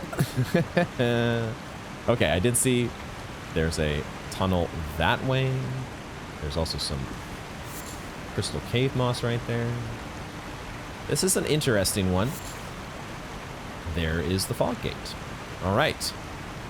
An interesting little sage's cave. Has some shenanigans, and I think there is one more shenanigan here that it's trying to pull on us. All right. Is one of the chests going to be a shenanigan? Ooh, raptors, black feathers. And a skeletal mask. I think we've got the Ravenmount's gear. Yo, another Suswall? These ones are starting to... Oh, wait a second. Is there another entrance into the boss room, or is this a second mini-boss? Okay. I like this Sage's Cave. It's cool. Skeletal mask. That tightly grips the face worn by the assassins of Ravenmount. Grips the face. This ritual implement relentlessly digs into the wearer's face. Ow. Preserving one's human instincts while dressed in imitation of the Deathbirds. And the raptor's black feathers, crafted with the black feathers of a bird of prey. A ritual implement for transforming into a deathbird, if only by imitation. Strengthens jump attacks. We are birds of prey, bringers of death. That's really... These guys are trying to mimic the Deathbirds, huh? I'm reminded of the jump attack talisman. The claw talisman. Also affiliated with the Ravenmount. The Ravenmount assassins. We could really lean into jump attacks, which is not a bad idea maybe with this hammer. Could really be breaking some stance very quickly. I mean, I kind of want to see what this one looks like. What is the fashion souls here? I guess it's a lighter piece of armor. It is much lighter. So we are downgrading our defenses. But man, yo, it's the Eileen cape. It's the Eileen cape, dude. It's actually pretty sick. Okay. And it has a function souls boosting your jump attacks. Huh. Let's go ahead and we're gonna tweak. I forgot that I had this Flame Drake talisman on while I was exploring. Off camera, and I wanted some extra fire damage, but we're gonna, you know what? We're gonna lean into this Ravenmount thing for a bit. We're gonna enhance some jump attacks and see how that goes. And we're gonna give ourselves some heavier gloves. There we go. So now we have basically the entire... It's Lionel set, except the cool as shit Ravenclaw cloak. Or Raven mount. Ravenclaw. Ravenclaw. This is... I know nothing about Harry Potter, guys. Okay. Is that the name of the Harry Potter school? What's the Harry Potter school? I think I'm definitely a Ravenclaw, guys. I think that is one thing I do know about Harry Potter is Akinar is a Ravenclaw. It definitely would be a Ravenclaw. What are we doing here? Give me my... I'm not going to do Trickle Heal, but I am going to do Golden Vow. And then we're not going to two-hand our seal. We're going to two-hand our big giant hammer, and we're going to drink our Flask of Wondrous Physic. And then... Does this go into the same room? Or is this is a different one? So there's like a... This is like a Necromancer Garrus, huh? Whoa. Oh, shit. Oh, God. You're death snails, huh?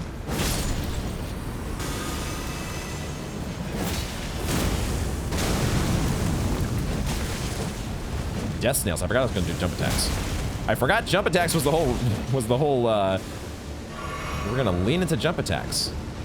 How quickly did I forget that, guys?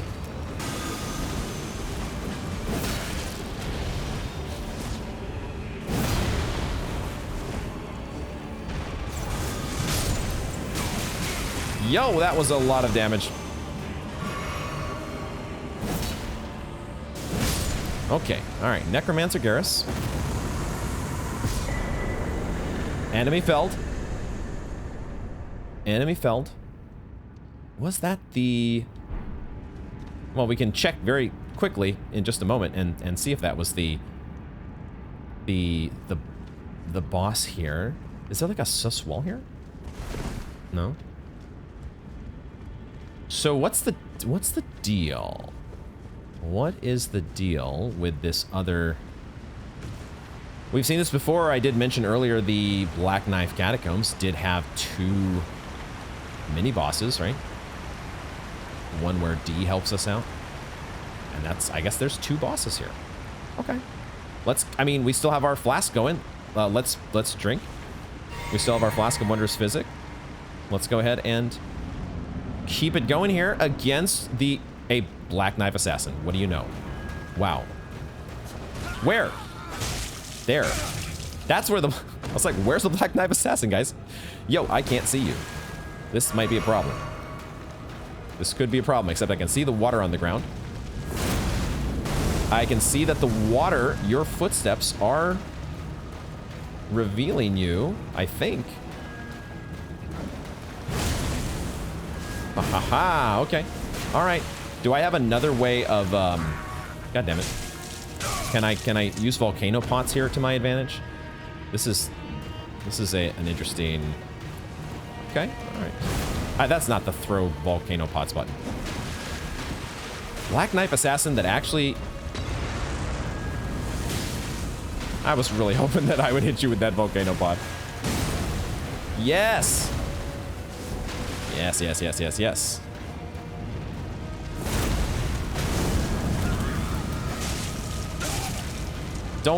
I don't like this move where you just get to backstab me. The magma doesn't seem to be working very well. The magma, you seem to be able to see the magma coming. Keep it going. No! That move is a little OP. I'm sorry. That seems a little bit... How am I supposed to defend myself against that one? I guess I get away. Get away before you're able to do... Oh my god, is there more than one of you? There's not more than one of you, is there?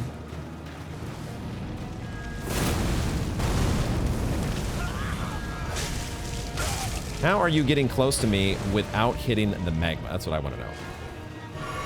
Okay, at least the grab attack is not...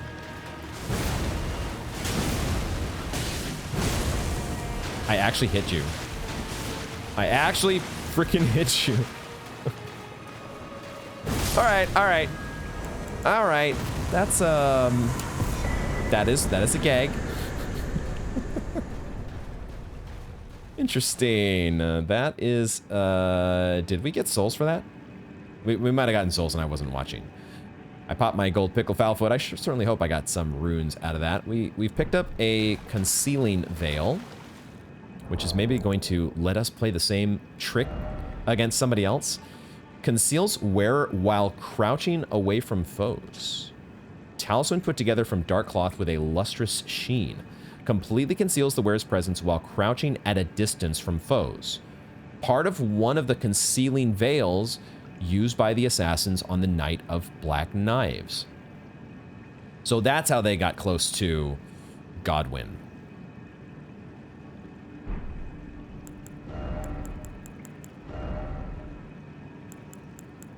Where's it at? Conceals. Conceals. I mean, I see the little icon that's showing up there. I guess it's not actually turning us invisible, which is a little disappointing.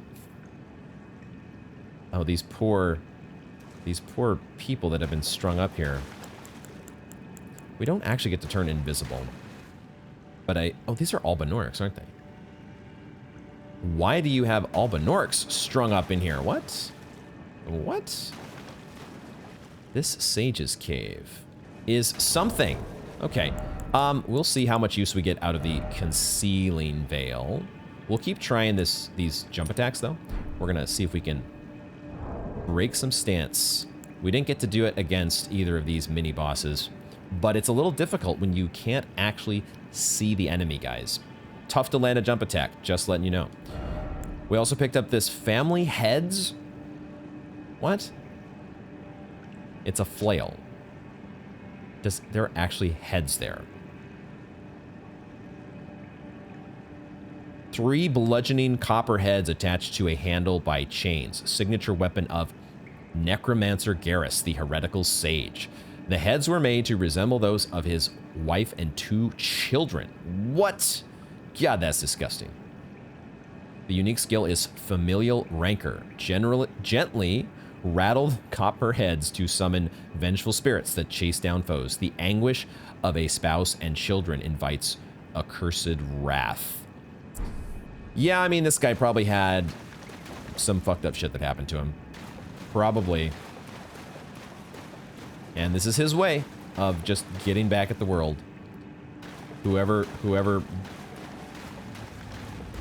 visited the atrocities upon his wife and children. The poor guy. Was he the one who strung up the Albinorix? Was that the Black Knife assassins doing? What the hell was going on here at the Sage's Cave? So many questions, as always. That's just what we have. It is Elden Ring, the never-ending questions game. I think I want to go to Volcano Manor now.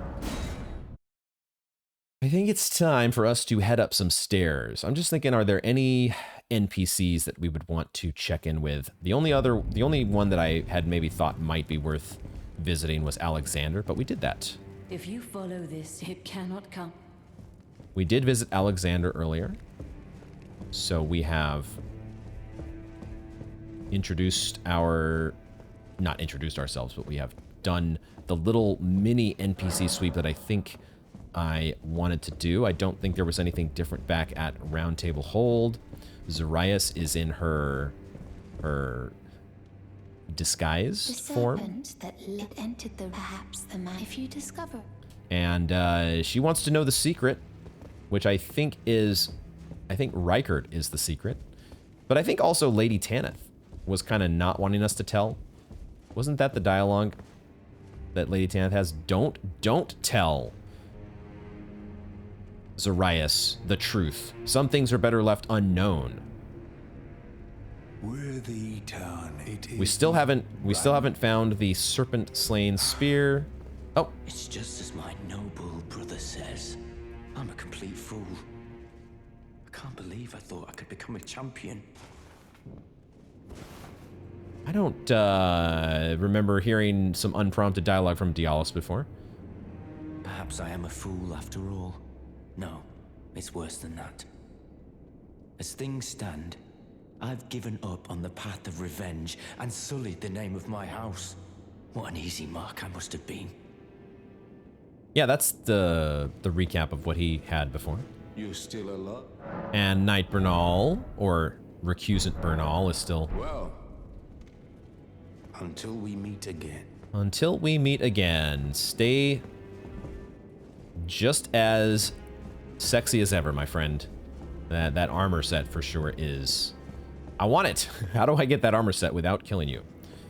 That might... Maybe that's ultimately what you have to do. You just... All your friends are going to turn against you eventually in Elden Ring. They come after you. They try to murder you. You turn the tables on them, and you get their armor. Or something like that. Okay, I think we are ready. I think this is... We still have those two other... The Gelmir Hero's Grave and this guy. The Gelmir Hero's Grave. And there was one other one that we just found as we were exploring way up here, the Volcano Cave. We will, I think, get to those next episode. I think this, the pull of Volcano Manor is too tempting. I want to see what is going on here. I had initially thought that this was going to be a boss room. Now I'm not so sure. There's a piece of loot there. And also, there could be a lot more. It does feel like Volcano Manor is going to be, perhaps, its own zone, similar to Stormvale Castle. But I don't know. I don't know.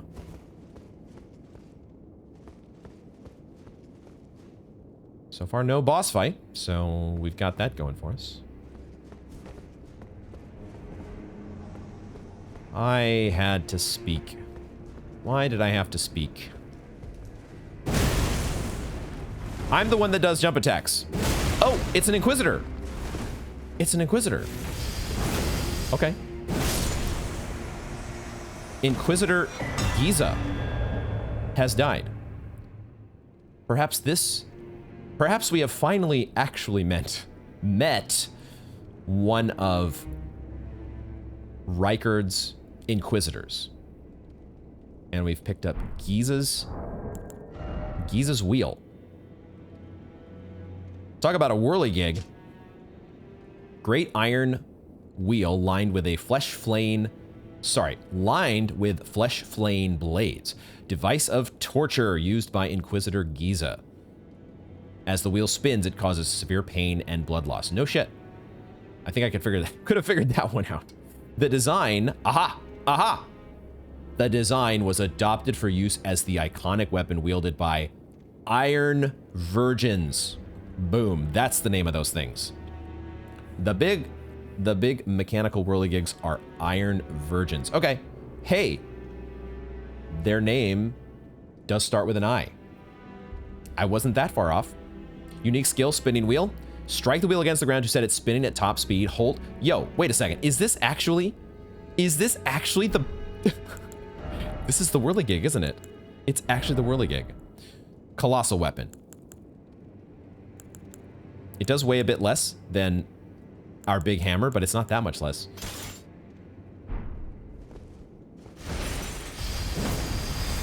Yo, it's the whirligig, what the hell?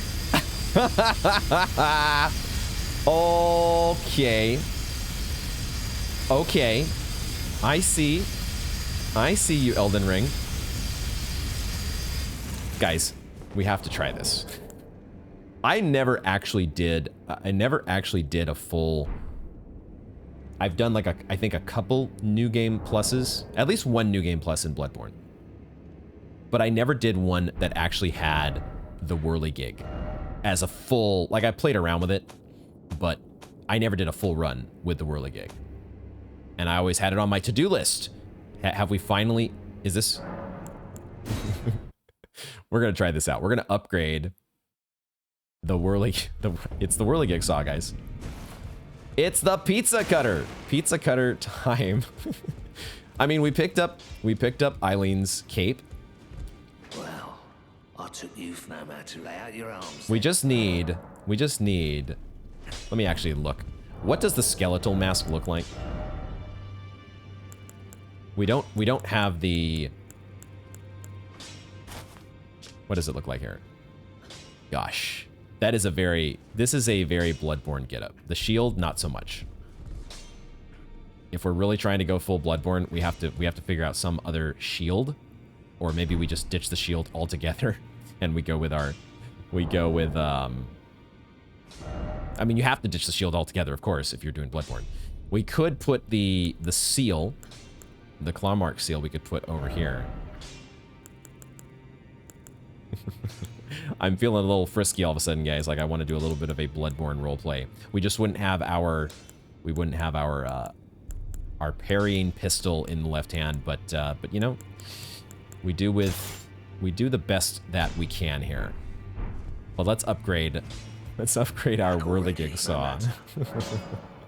Strength and armament. Somber smithing stones is what I would have expected. But that's fine. We got plenty of those suckers. We will go to at least a +4.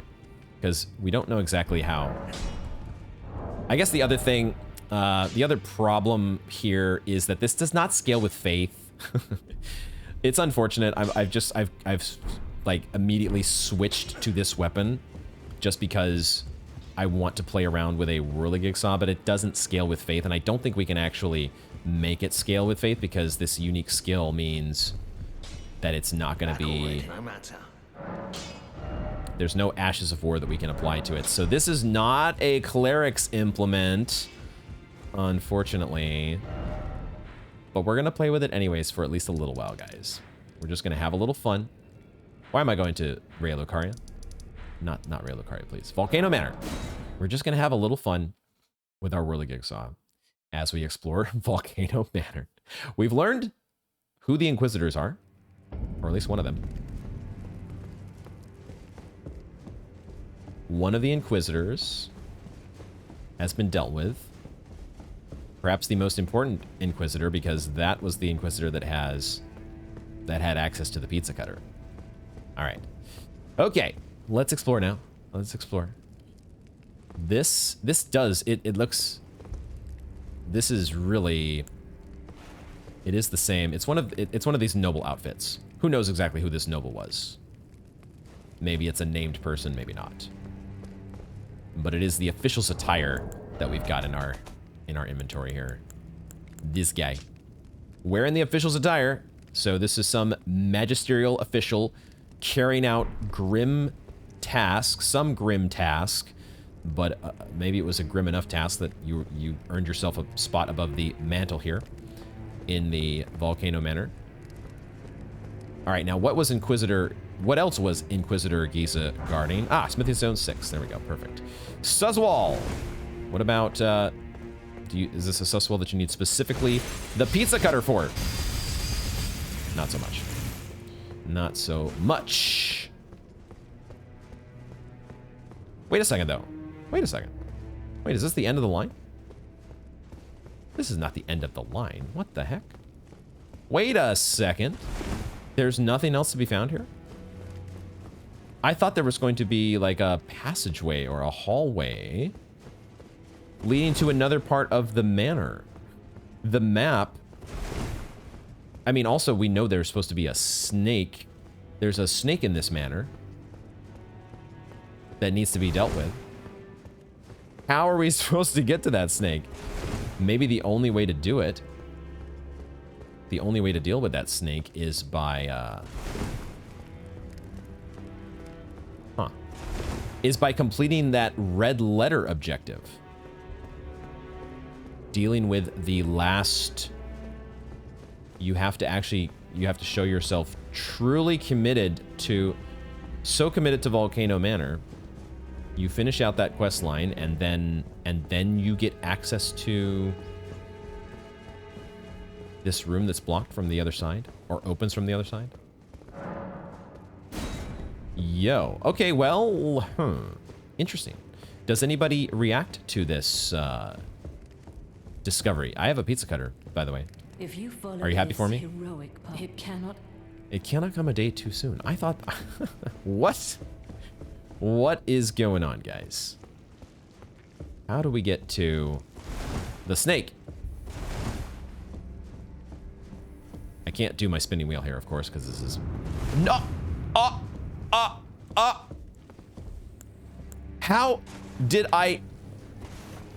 How did I not roll into this wall before? I feel like I rolled into every single wall in these rooms, and that was not the case, apparently. Okay. Okay. That door is still blocked shut.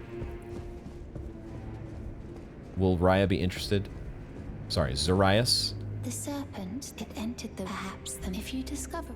I think I might have discovered. I think I might have discovered those. I discovered something, that's for sure. What the hell, guys? How did I miss this? Ah! Okay. That's not. That is a. Well, maybe it was a snaky snail.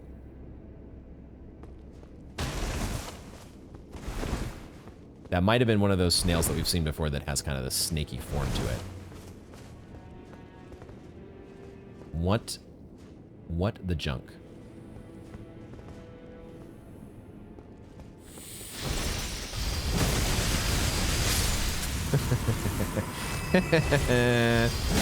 Oh, that is fun. That is fun. Until you knock me out of it, you bastard. Interrupting my pizza cutting. So rude. Zorias, can you hear me? What room would she be in? Be on. She'd be right here, wouldn't she? How did I miss it? How is the Let's Player this blind? Stairs leading downward. And another tunnel over here. You think you're being sneaky, don't you?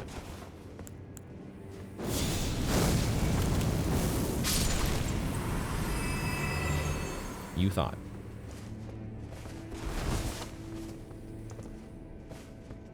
Oh. Well, camera lock helped me out there because I definitely did not see that one that was hanging. Yo, you falling on me? You falling from the ceiling is enough to disrupt my pizza cutting?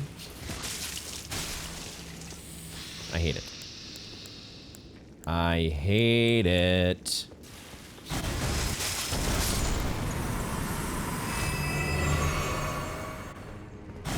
No, no.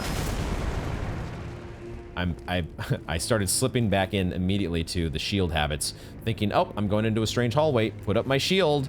Launches Beast Claw at nothing. That felt like that could have been a sus wall.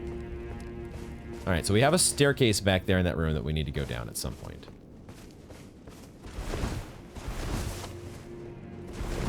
Aha! Aha! Now we are finding things. A Nomadic Warriors Cookbook 21. And we are finding our way into... This is the one that's blocked shut, isn't it? Depraved Perfumer Carmen. I think this is the blocked shut one. I think... Don't quote me on this, but I feel like on this side of the wall is where Lady Tanith is hiding out. Not hiding out. Where she is seated. Chilling. So that one was not a sus wall, huh? All right, well, the pizza cutter, I'm having a little bit of fun with it, but it is a little unfortunate that it does get interrupted pretty easily, guys. But, you know, that might just be me not having enough poise. Maybe I really need to spec into a little more poise. Put on a talisman that gives me poise. Maybe.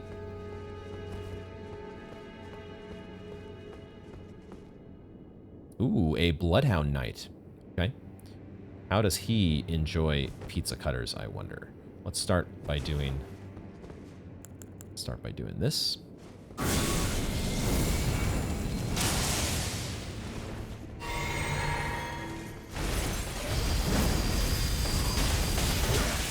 Oh, doesn't do anything. It doesn't do anything to you.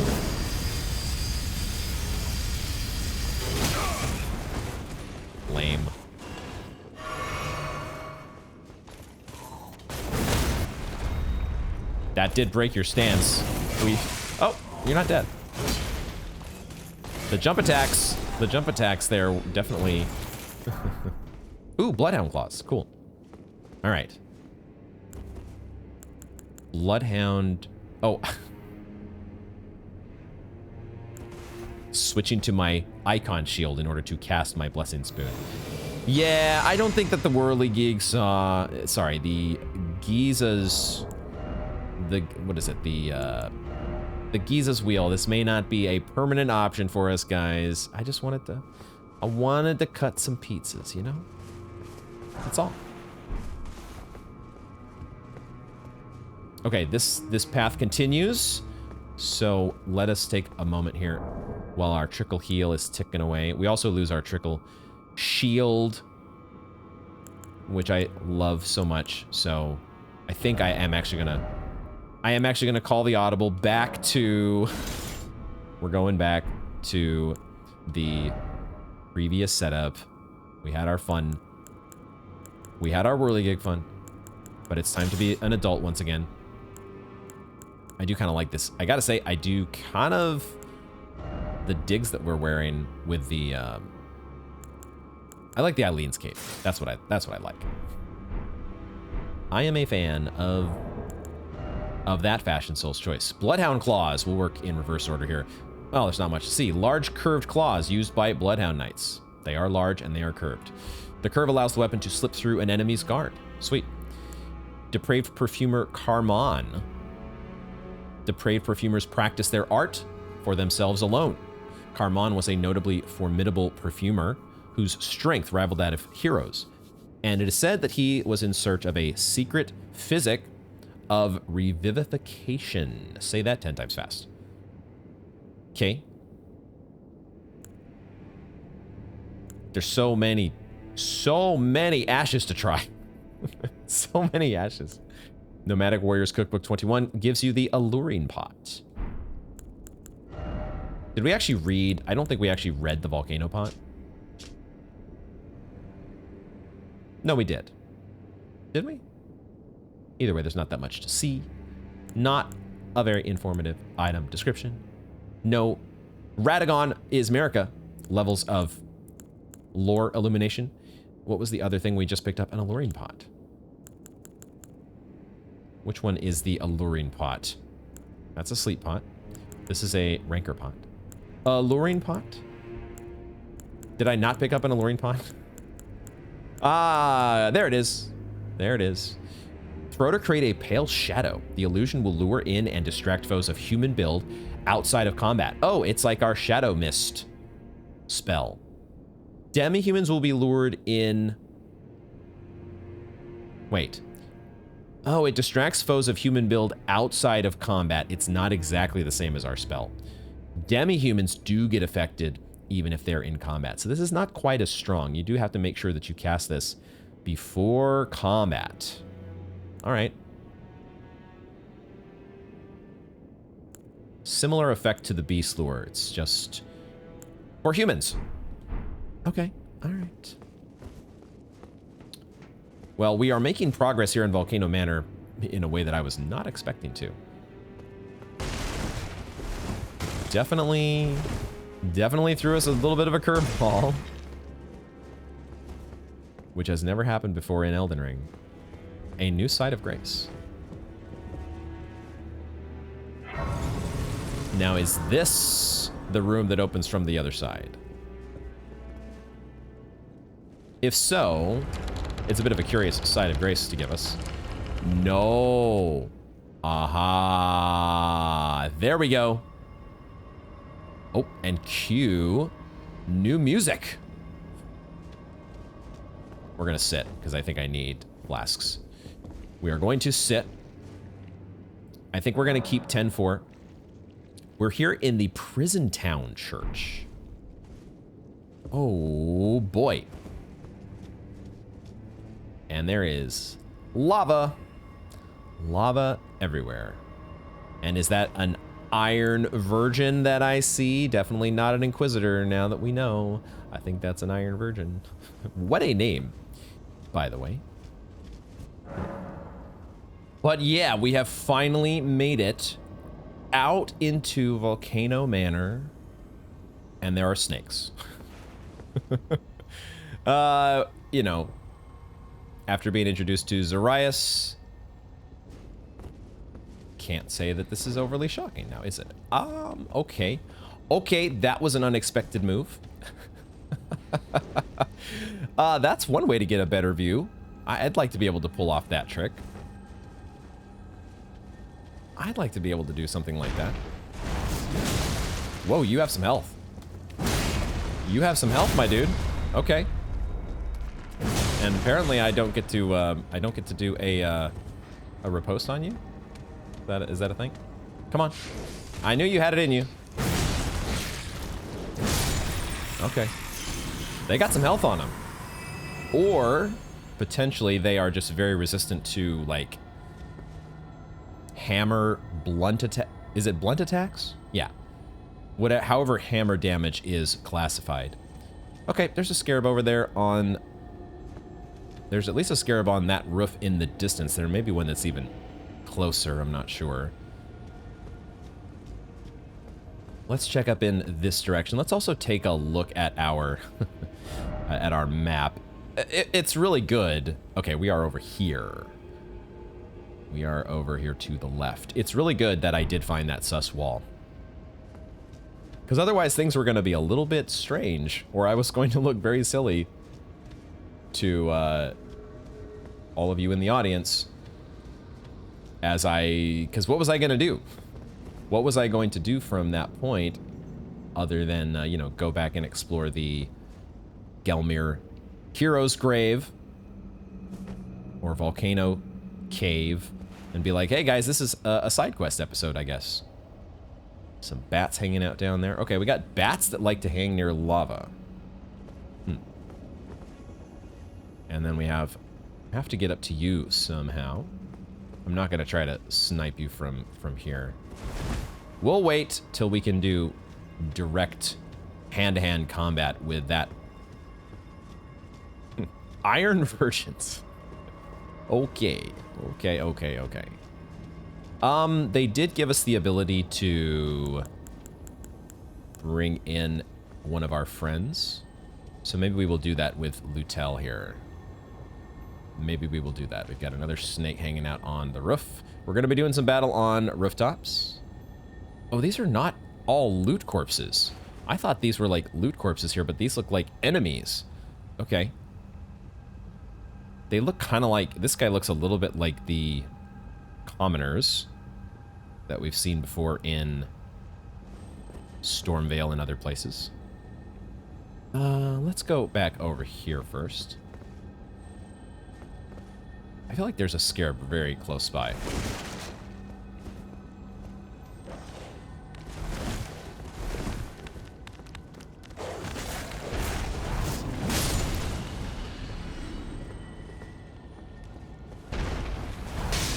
Poison pots, huh?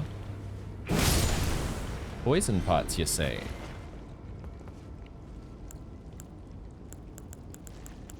I don't need Lutel to take on zombie dogs, just for the record, but I'm gonna do it. I don't need to do it, but maybe I just want to. I just feel like it.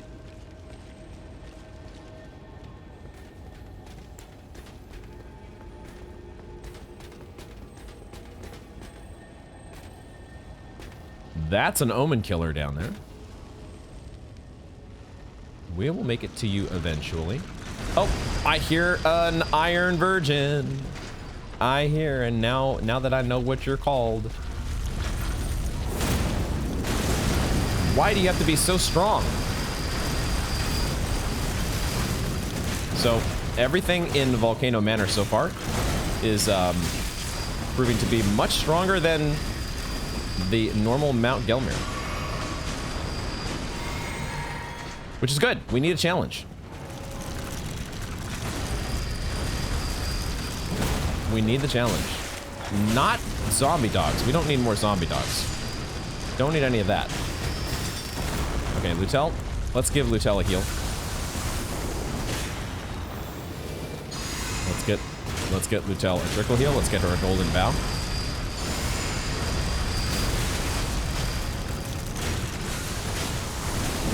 No grabbing Lutel. That's not allowed. Although she can kind of protect herself pretty well against that. The whole grabby business doesn't work so well when your target can just teleport behind you, as Lutel is so good at doing. Huh. I do see now, interestingly, that Lutel has the whole like shield that or breastplate or whatever it is. I was hoping you could like stand still for me, but Lutel apparently has, she's a little, she doesn't want to be, you know, endlessly ogled. We're just trying to look at your armor, that's all. My eyes are totally looking at your armor. I just wanted to see how it compared to that guy that we saw at the end of Volcano Manor, who had similar armor. I'm not sure if he is wearing the same as Lutel or not. It definitely looks a little different than all the Leyendale soldiers. A little bit different from those guys. Smithing Stone 6. All right, we're gonna have to be navigating some rooftops here eventually. Let's keep skirting the edges before we get to that. I see all of you waiting to pounce though. Come on. Or are you just, you're not gonna pounce, you're just going to throw poison pots. You're gonna play that silly little game. Okay, fine.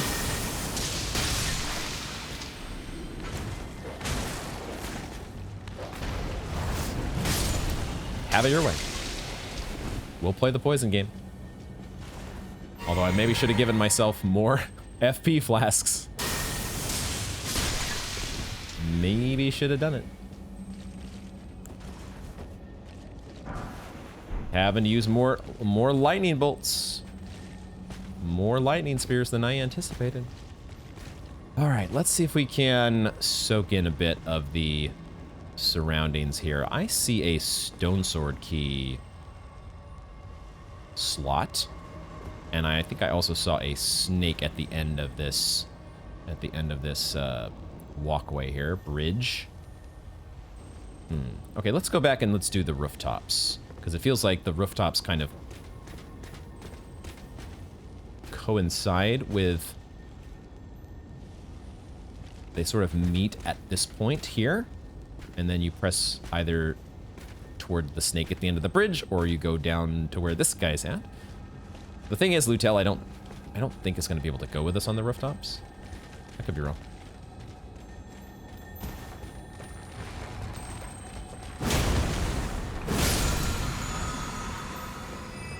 Lutel doesn't strike me as the sort to really be in love with the idea of traversing sketchy rooftops. Can you blame her?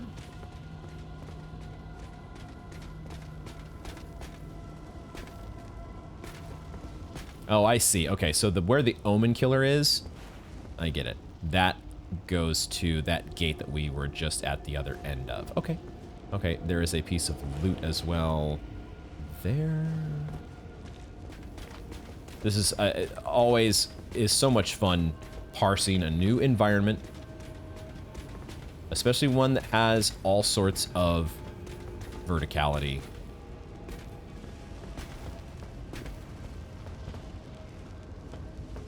The snakes are... Let's just make sure we take out this guy.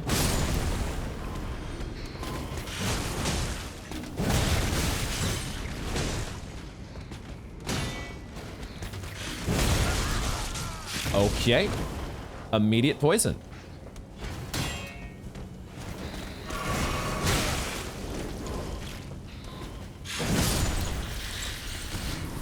Did I keep neutralizing bullets on my bar? I did. Okay, good thing. That was quite the grab attack. Just insta-poison. We could drop down to that level below us, and it does look like there's a door leading inside. Okay. Noted. For some reason, this kind of makes me think a little bit of Sekiro. There's a little bit of a... It's making me think of a little bit the... Oh gosh, am I gonna forget the name of a zone in Sekiro as well? We don't have our trusty grappling hook to go from rooftop to rooftop, but it just a little reminiscent of the castle. What was the castle?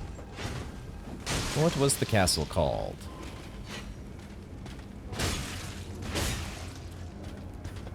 Oh, that dude is up here. Okay. Is he gonna try to jump down? Who is he guarding against? Lutel, I'm so glad that you're actually going on these rooftops much more fluidly than I was expecting. Okay, we're gonna try to conserve FP as much as possible, but we are going to rid ourselves of some of these lingering enemies. Actually, can I make this jump back? Nope. Nope. Okay, fine. Everything is fine.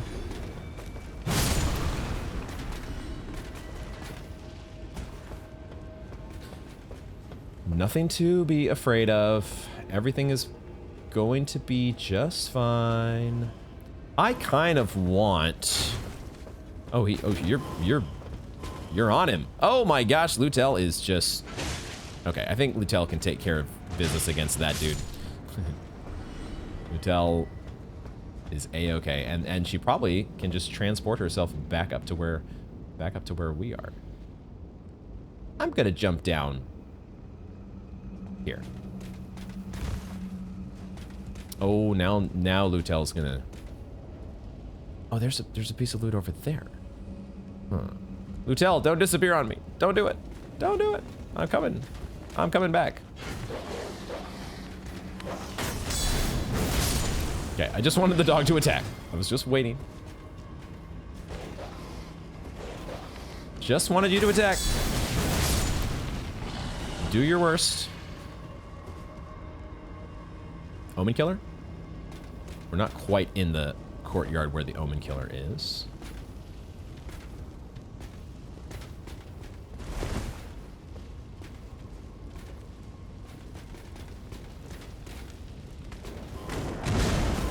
Omen Killer, aka Capra Demon.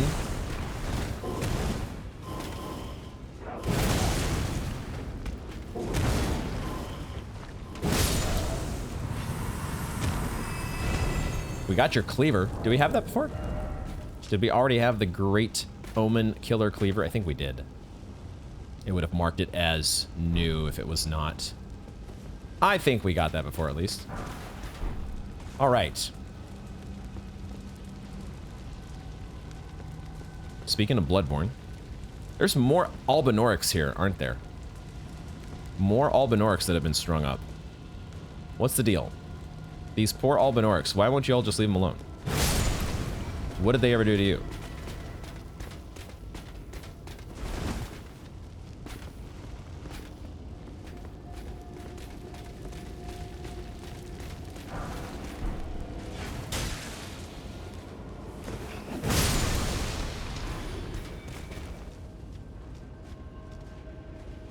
There is a lot of little... There are a lot of little nooks and crannies to explore, as always. I'm sure I won't miss any of them.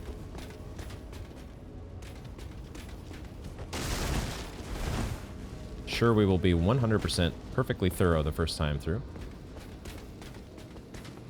Waiting for the trap. Waiting for the trap to be sprung. An Erdtree seal. An Erdtree seal. Sacred seal. That scales just with faith. You need 40 faith for it, but I'm guessing that if you go full faith, this thing is probably the bee's knees. A formless sacred seal decorated with an Erdtree crest, once the focus of religion in the lands between. Even though the Elden Ring is shattered and the Erdtree has dulled from its former radiance, earnest faith continues to hold the answers. This, yeah, this really has a, I love the artwork.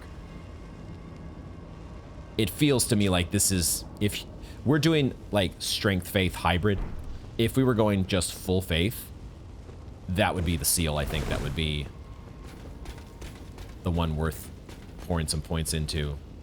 Maybe it's still, you know, for us, it might still really be a good seal to pour some points into, even with our build. I don't know. Maybe the case. Okay, how do I get to that? We need to get back on the rooftops and then jump back down. Let's see if we can do that here. There's also this item that was down here.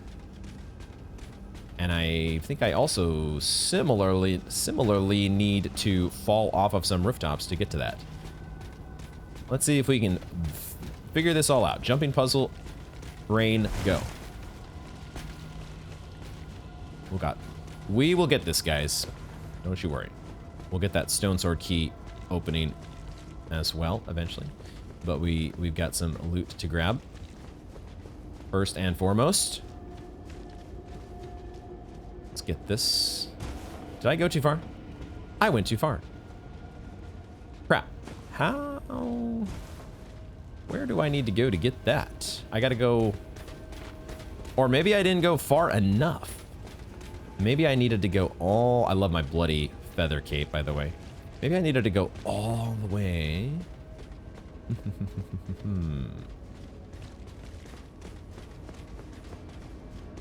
Come on, Lutel, keep up. Yeah, I needed to go all the way back to the beginning and make my way around for some super duper important loot, I'm sure. Actually, oh yeah, I need to get to where that snake is. I need to get to you. Oh, and there was some loot on a bridge here too. Oh gosh. Okay. So just at least one frenzied burst. Whoa. What happened there? Did it hit it and it was completely immune? Or was there some weird hitbox stuff? I feel like it was probably just some weird hitbox stuff. Come on, dude. Come on, dude. Come on. Come on. Come on. I just don't want to like... Yeah, I want you to be the one falling off. That's good. We're doing this the right way now.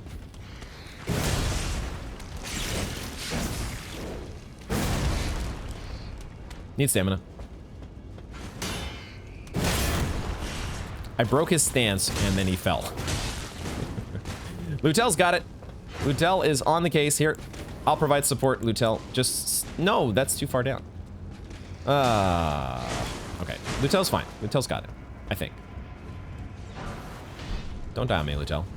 You can do it. It's just a snake. Lutel is the best. And she just... That is a cool ability. Not gonna lie. Very cool. What has she gotten into now? What? Don't tell me you're stuck. After all this, after all we've been through, Lutel, don't get stuck in some weird teleporting... Oh, she's gonna be stuck, isn't she? Come on. Come on. Come on. You got this.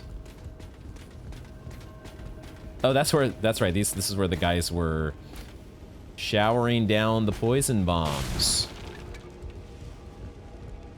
Where is my drop down spot now for that piece of loot? I think it's here. I think I found it. Oh, I didn't have to go up to where that snake was, but it's fine. There was loot up there anyway that we wanted to get. We're getting it all, guys. We are covering all our bases. Perfect. Smithy Stone 5. Definitely needed that. So now, not this way. We go this way. This is a cool zone so far. I like it.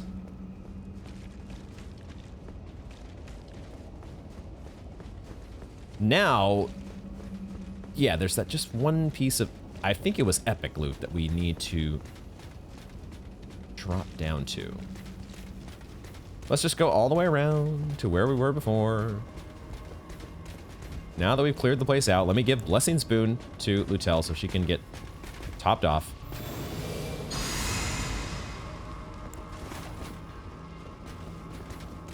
She's been so diligent, having our back. Let's keep her topped off. And now, there is a piece of loot somewhere. I can see it down at the bottom there.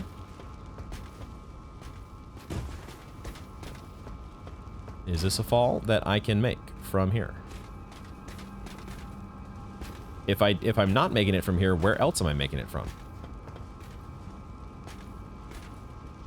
Is it, am I supposed to be making a fall as opposed to, I don't think I'm jumping. I'm just a little worried about this angle. This angle seems sus.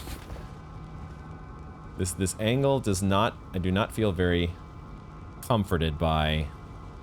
I feel like this is totally one of these angles where I'm actually going to take a plunge into lava. And this is going to be a silly science death. I think we're actually supposed to jump. Not from here, but from over here. I might be overthinking this. But I think the game is trying to tell me that what I was looking at before... Gosh, that feels like it's so far away.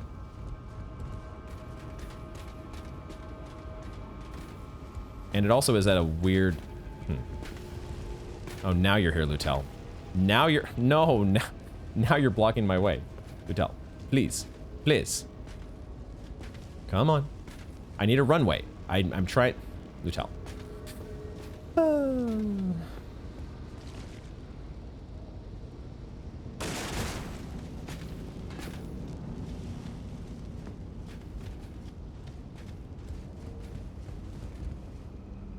Holy shit.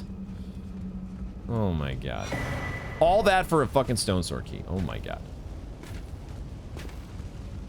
Lutel's like, why didn't you just teleport down there? That would have been so much easier.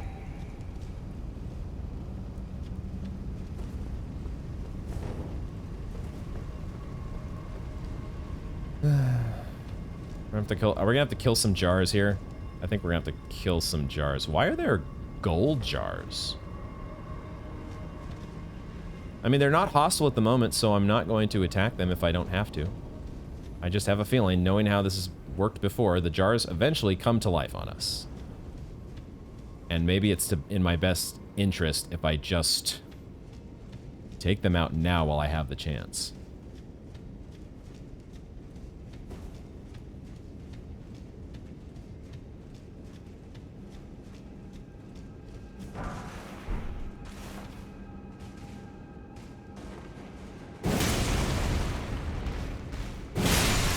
Good thing I have a giant hammer, I guess. It's kind of perfect for going up against big old jars. Kind of tailor-made. Even if I still feel like crap every time that I have to do it. Smoldering shield. Boy, that looks sick. It's a small shield though? We don't do small shields here, guys. Small shields made upon Mount Gelmir forged from uncooling lava. Resists frost with its heat. And can even be used to deal fire damage if wielded as a weapon. Okay, I'd have to be pretty desperate to do that. It does scale with faith, though. So, huh.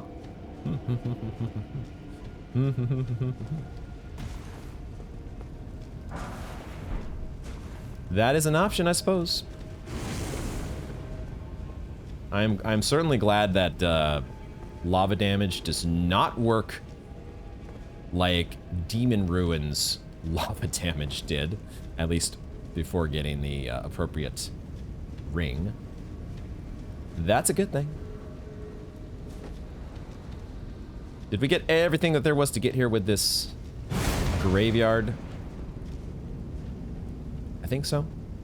Unless there was a sus wall. Could there have been a sus cave wall that I missed back here in the corner? Doesn't look like it. I think we're moving on. Gotta move on with our lives at some point. From the jar graveyard.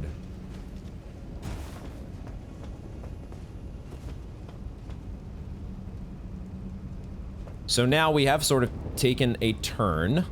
I hadn't really thought about the fact that going down to get this item probably meant that we weren't going back up to that bridge and the stone sword key. We picked up the stone sword key to open the stone sword key barrier, but now where do we go? I guess there is... Oh, okay, we got some dudes coming to welcome us.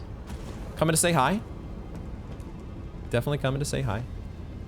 Just as my, apparently my headphones are bad, so I'm not able to hear the wonderful sounds of me killing the welcoming committee. Give me just a second to deal with my headphones here. All right, hopefully headphones have been charged just enough. They have been supplied with just enough of a residual charge to get us across the finish line in this episode. What I need to figure out next, though, is I'm jumping to this ledge over here, but where am I? Oh my god. What the hell? I thought I heard one of these enemies moving, but then I looked up and I didn't see anything, and I thought, oh, maybe I'm hearing things. Well, turns out I wasn't.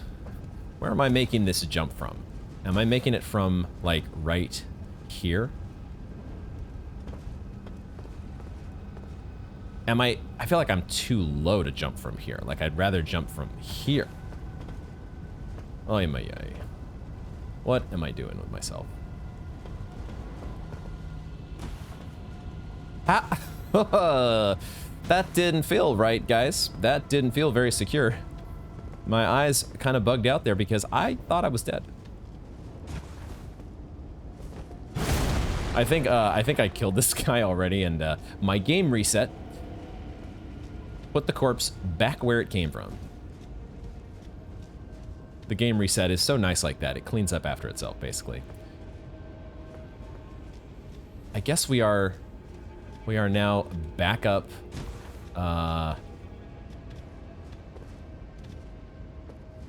Almost back up to the... Where we... Oh, I see. Okay, yeah, there's all the ragdolls. All these corpses that we had previously cleared out with Lutel's assistance. And because I have reset the game, we could bring Lutel back into the fight if we wanted. But I think we are done with that section. We can now move in this direction and use a stone sword key. I also am noticing these statues. They are snakes with wings. So that's a cool motif. Love that. Stone sword key, please. Let's see what we've got in... Aye, of course. Of course we've got... What are you doing? Why are you so stoic?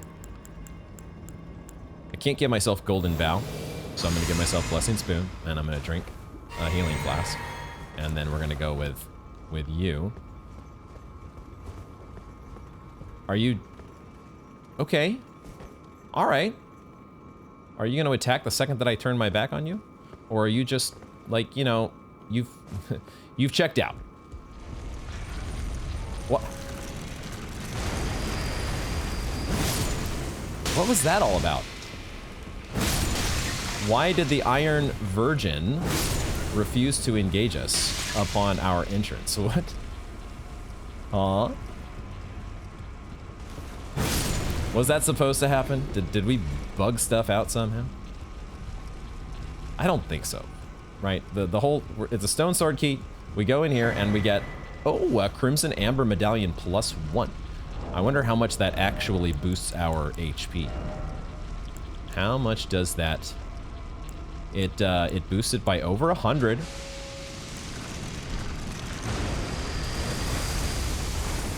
Boosted by over 100. I don't know if that's worth a medallion slot, but that's interesting.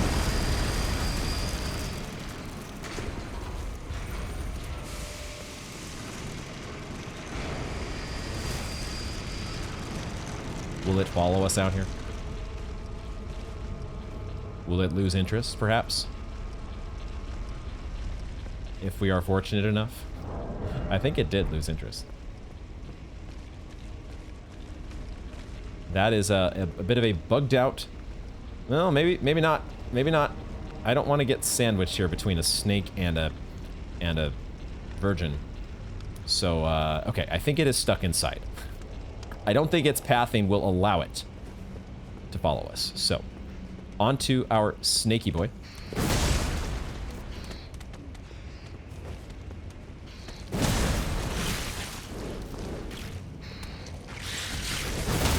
I think we just barely dodged the grab attack. The insta-poison grab move. I think it was successfully dodged. Alright, and there's a piece of loot here to the side, which I guess we should go ahead and grab.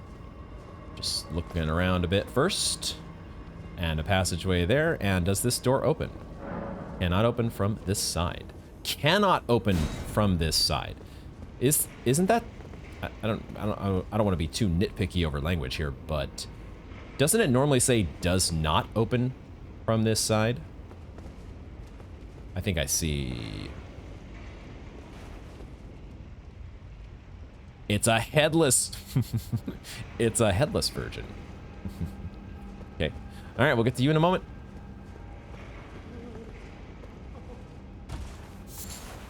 Albinorg blood clot. I think I hear some Albinorgs moaning and groaning inside of this building. Oh, is it opening? There's an opening right here. Okay. So, does that mean we can just, sure. We can just open it this way. All right. That, okay. Wasn't that much of a mystery after all. What's going on with the Albinorix, guys? What's going on with the Albinorix? Actually, what are you... What in the world have you been put into? I am so sorry, my dude. That looks so uncomfortable. I kind of want to put you out of your misery. I would actually feel much worse if I was just to not do anything about the plight of your situation. And you give me almost 500 runes, so, you know, it's a sucky situation, but we've got to... Why am I going this way? I just opened the door. We've got to make lemons... We got to make lemonade out of Albinoric blood clots. There's a ladder here. Okay, let's make note of that. How many ladders have I missed so far? That ladder blended in very well.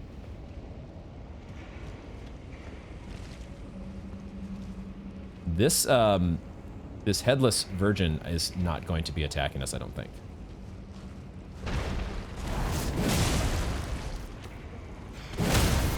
Nice. Nice, nice, nice, nice, nice. Wow, that still did not really...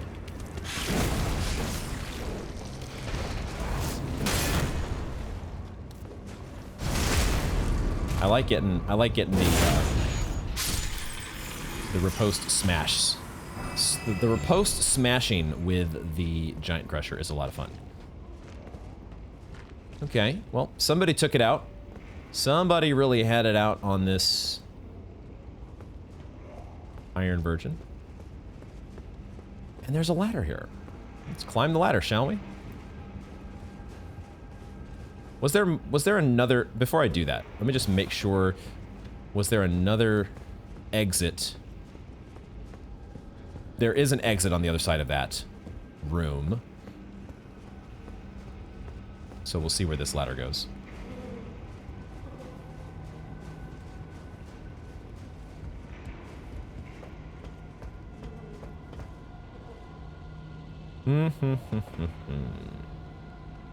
What a cool environment.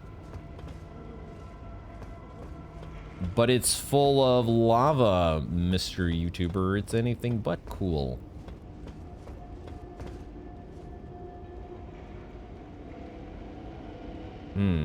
I see that item way down on the roof in the middle. I'm just thinking about how I'm going to be getting to that. And it looks like probably by traversing all the way around that fun bit of parkour. All right.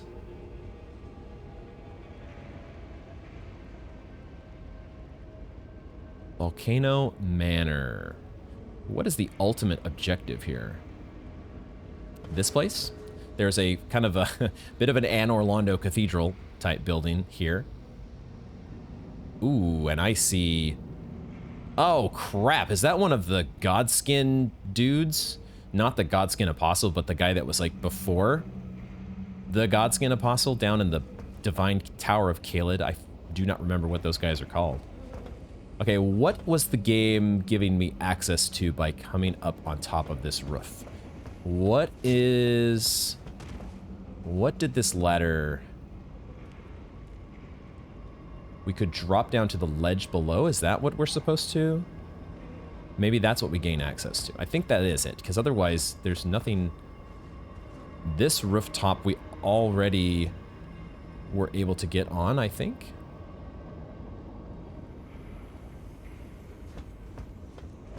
So I think we're falling down this side.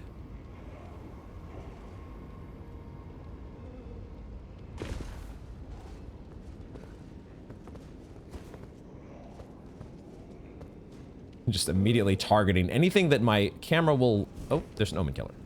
Okay. I feel like I hear footsteps to the left, but we're going to go for the omen killer. They usually don't let you sneak up on that. Well, never mind. I thought you couldn't sneak up on the omen killers. I guess I was wrong.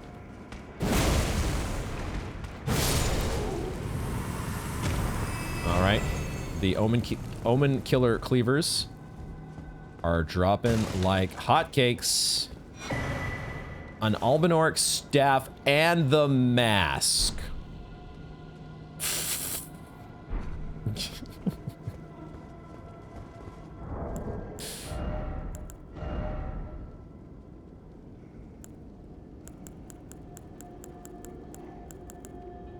Dumpy head, go.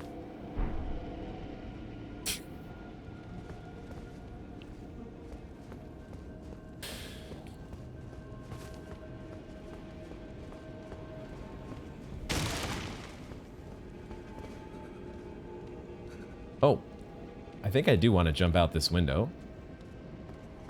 I wasn't sure if I was able to jump out that window at first. If we're not jumping out of that window, which way are we going? This way, okay. Oh man, it is so dark in here. There are so many twists and turns all of a sudden. I have no idea where I am. And I'm wearing a dumpy head. Should we read about that dumpy head, guys? Mask made from the largely unaltered hide of a young Albinauric. Raises arcane, but reduces the HP recovery effects of the Flask of Crimson Tears. A far cry from Godskin, this Albinauric hide mask is the product of malicious mockery. Far cry from Godskin. I suppose that's true. An Albinauric staff, short staff with a blue glintstone embedded, wielded by the Albinaurics of old. The Albinaurics harbor a secret. They cast sorcery using their innate arcaneness. Ooh. All right, well, this thing just nerfs the power of my healing flasks. So as much as I want to be for the memes, guys, function souls. Function souls. You know what I'm saying? We're climbing this ladder. There's like at least 3 different diverging paths now that I'm attempting to bank into my puny little brain.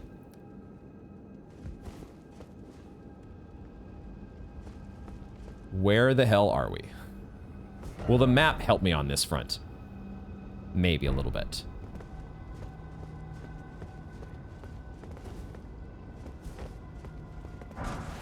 Golden Rune 10.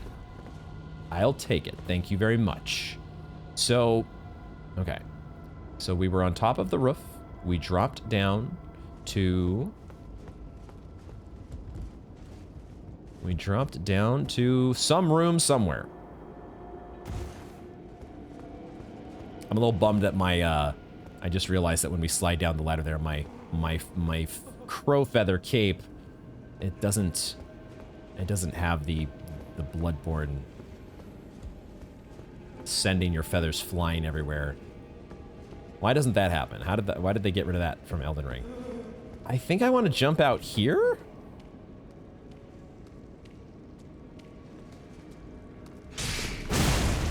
I really did not. I was not expecting you to be there, but I'll take it. I mean, what am I talking about? I am a Raven Mount.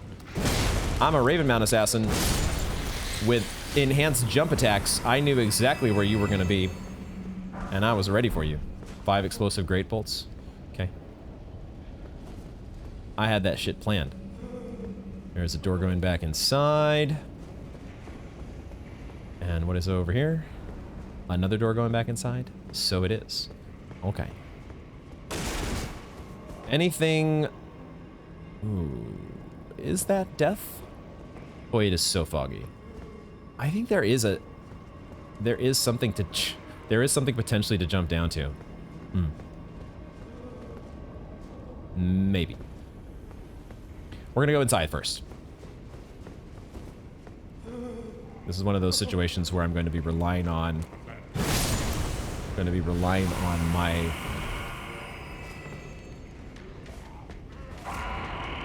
Boy, they have really... They are really... I don't like what they're doing to you all. Not cool.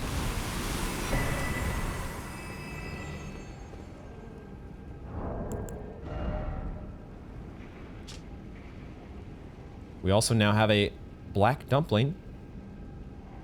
Mask forced on a victim's head to lend torture an extra degree of cruelty. Yep. Magnifies one's fears, makes them acutely aware of all forms of pain. But it does raise attack power when the wearer suffers from madness. As in frenzied flame madness? When the black dumpling goes on, the torturer no longer seeks answers, only to inflicting suffering without hope of relief. Gosh, if that's not the darkest shit ever. This place is great. What was I saying earlier about how much this place is so cool? This place is so cool, guys. Oh my god. What are we doing here? There's a ladder over there to the right. I have no idea which way I really want to go because there's about 15 different paths that branch off from this one that we have come down. But, okay. This leads back out to where we got the sneak jump attack. Okay.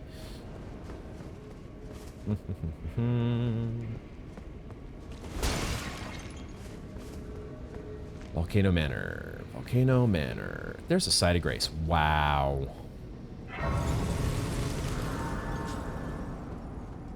Thank you, game. The game was kind to us. I don't really want to sit at that place, at that side of grace just yet. Because there's still more to do. There's still so much more to do, guys. There's so many black dumplings to kill.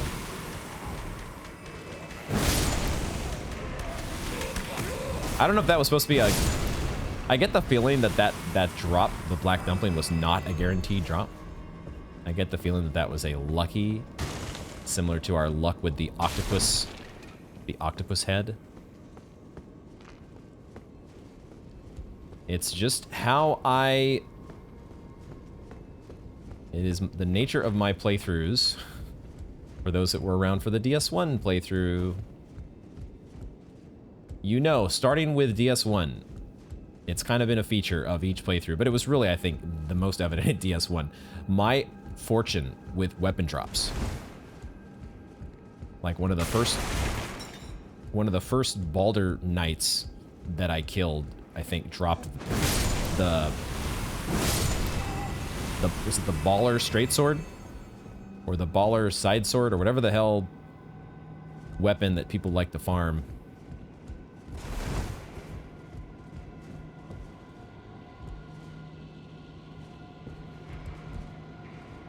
Don't look at it. Yeah, I got a Baller Side Sword, like, right away.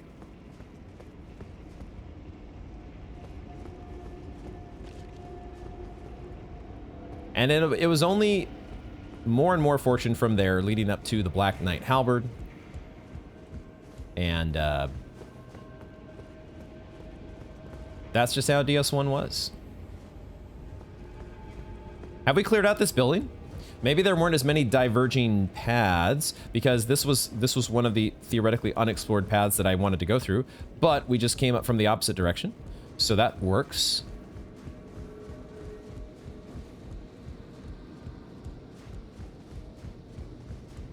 So that works. The black dumpling torture chambers. Making our way through the torture house. And so do I dare jump down to this side then? Or is that... I did just get a side of grace. So if we want to take a silly science death, now would be the time. But I think that's terrain that I can land on. So what's down here? Man, why does it have to be so foggy? Is it really just a dead end? Really? Why would you guys let me jump down here if there's nothing to find? Elden Ring isn't that kind of a game. There's always like an arteria leaf or something. Isn't there? Isn't there always an arteria leaf?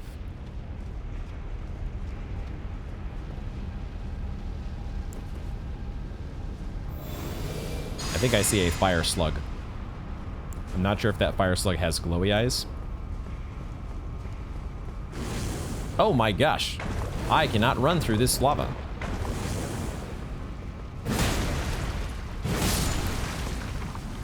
I cannot run through that lava. Okay. You have to jump over that lava.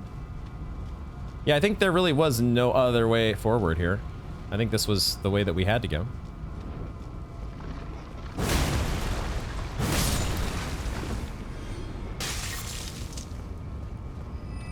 Who did that?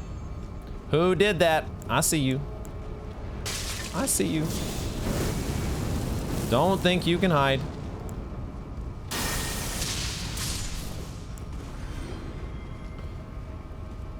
Not gonna happen on my watch.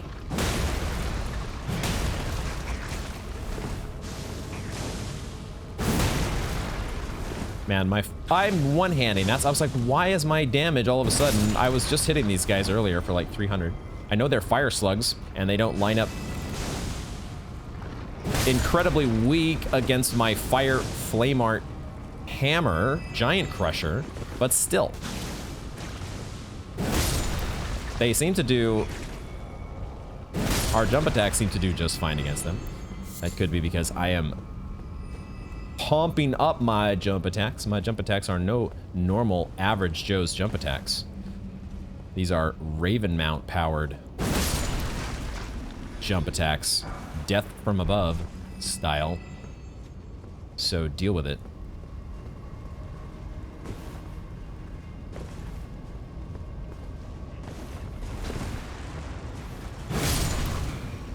Deal with it, bitch. Ah, see? No ramp is too steep for these jump attacks.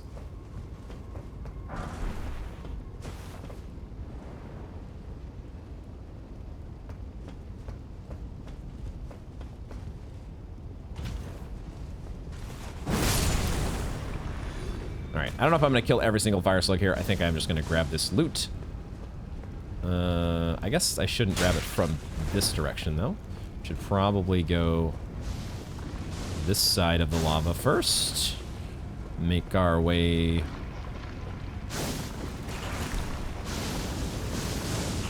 Okay. That's good, that's good.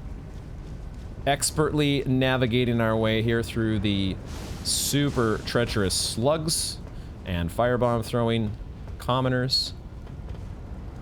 And now we are at we're at this spot where I was just earlier thinking about the parkour I was going to have to do to get this loot out here.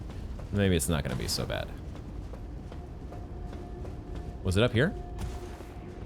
I guess it was on this rooftop. There it is. There you go. We already made it, guys. Already got those 2 smithing stone 6. Not bad at all.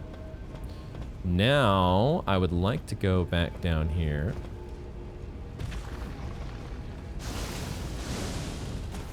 Back up here.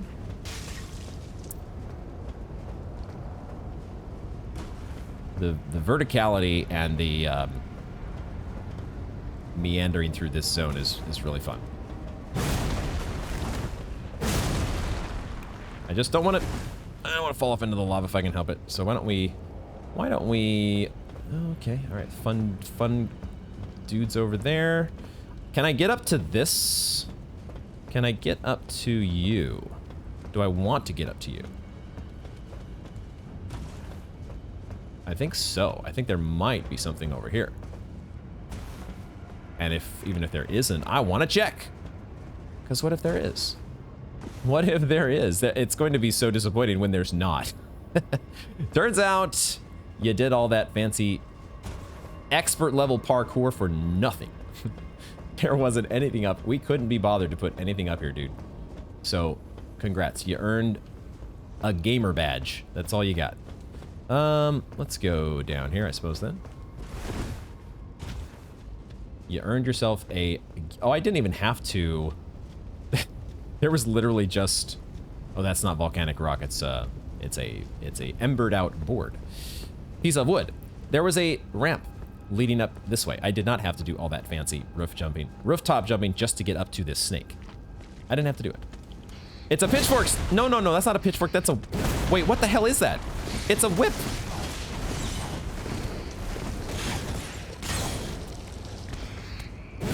That is a whip. I need stamina.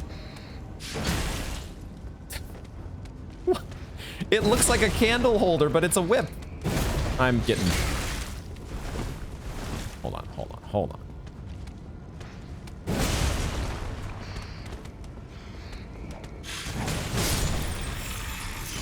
What in the hell? I kind of want that weapon. Okay. A candle whip. Is that an elevator? That is an elevator, I think. Wait, it's 2 elevators. Oh, shit. One, I suspect, is going down. The other is going up. I think maybe we should take the one that goes up first, because maybe that's a shortcut. Shortcut. There goes the companion elevator. Oh, it's up to this guy. Oh, shit. Okay. Are we in a good spot here? We can do this, right? I can't cast my golden bow, though. All right. This is fine, guys. We got this. No big deal.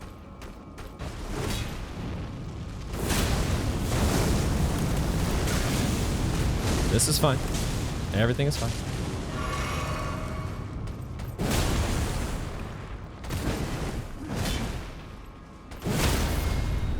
We got this. God gamer at work. No big deal.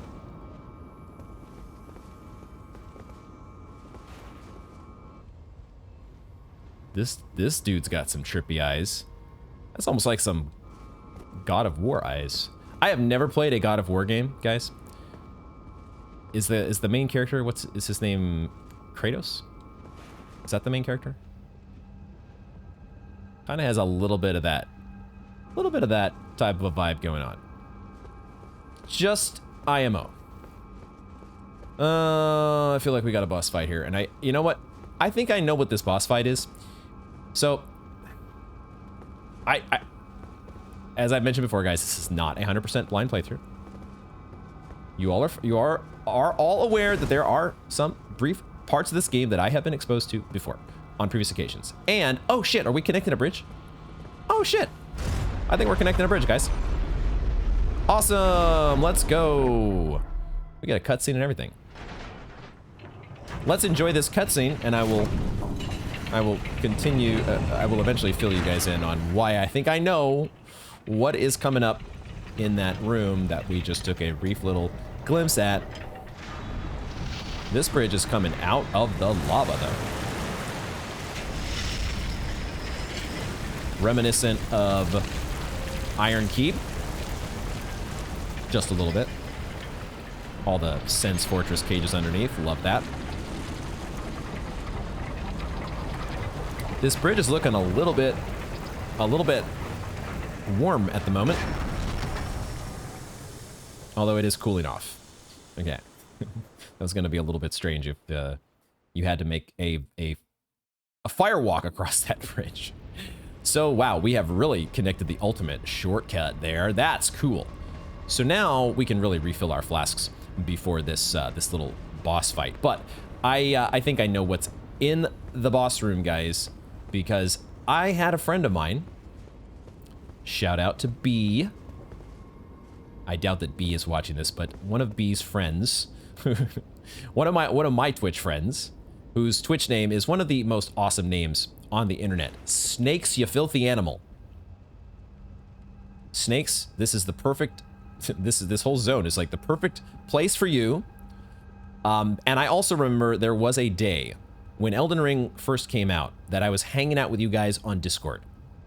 And I think B went into this room. Because now, having played the game myself and having experienced for myself an encounter with the roly-poly jelly roll godskin noble, I think that's what's in this room.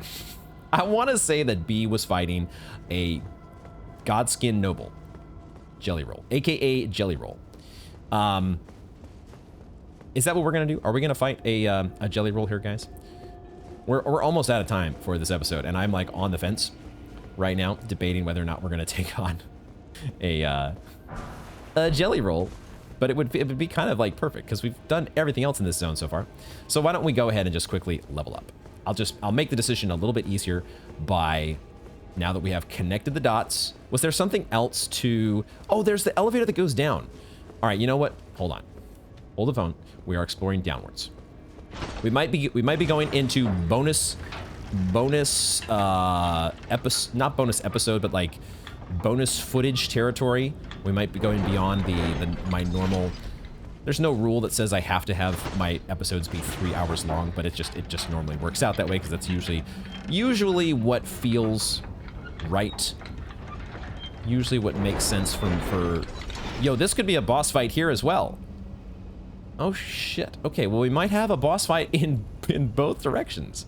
That's an interesting one there. Okay, well in that case, I am going to warp to the prison town church. And since we are at the end of the episode here, we are going to attempt the boss once. We are going to attempt what I predict to be a jelly roll boss or mini boss, because that's what I think I remember my friend B fighting against in that room, because it had a whole shit ton of red candles. Like, I just remember the aesthetic of that room stood out in a way that, you know, I could not erase. I could not unsee. What I want to do is I want to level up, though, which means I need 26K.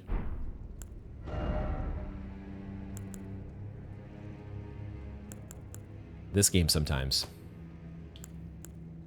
26K is what we need. Let's see if we can do the maths on this to get us to 26K. How many runes would it take? How many golden rune 9s? So that's the one that I have a lot of here. 26K divided by 3,800. It would take 7 of these. At least 7. So let's do 7. 7 of 9. And that will get us another level. And we will level Vigor to get us to level 130. Because yeah, that's another 46 HP. Let's do it. All right, and I'm not even going to think about reteching or anything other than I'm going to give myself my freebie buffs. Freebie buffs engage.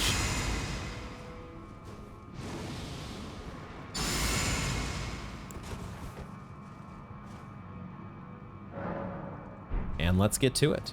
It's just a short little jaunt now up the hill across the bridge to get us into this room. I do see that the other Godskin dude, who I don't remember what they're called, but he is hanging out. He does respawn. We're gonna drink our flask of Wondrous Physic. And then into into the confrontation we go. There it is. There it is. I knew it. I knew it, guys. I know, not 100% blind playthrough. I try to be honest, though. When it's not, I try to let you know. Because I want y'all to be aware.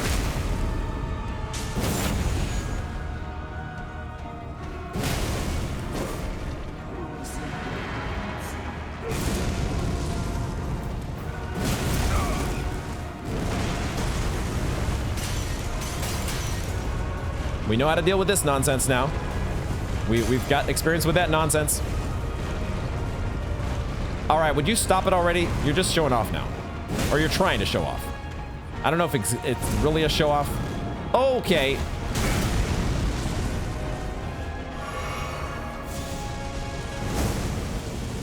We're trying to do jump attacks here because that's what we're spec'd for.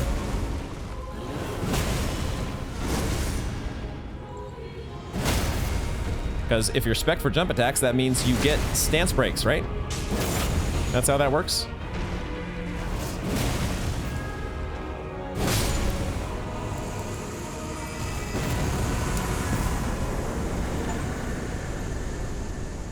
Godskin Noble achievement. Interesting that they give that as an achievement, considering that you have already fought one before this point. But I guess, did they do that? I think they did that for the magma worm, didn't they? What was the most recent achievement that I got before this? Jelly roll dork out of my game. Oh, we got Gelmir of the Briar. Okay, yeah, they're doing this. It's an interesting thing they've done many times in Dark Souls where you have a boss, and then eventually by the end of the game, that boss is just like a normal enemy.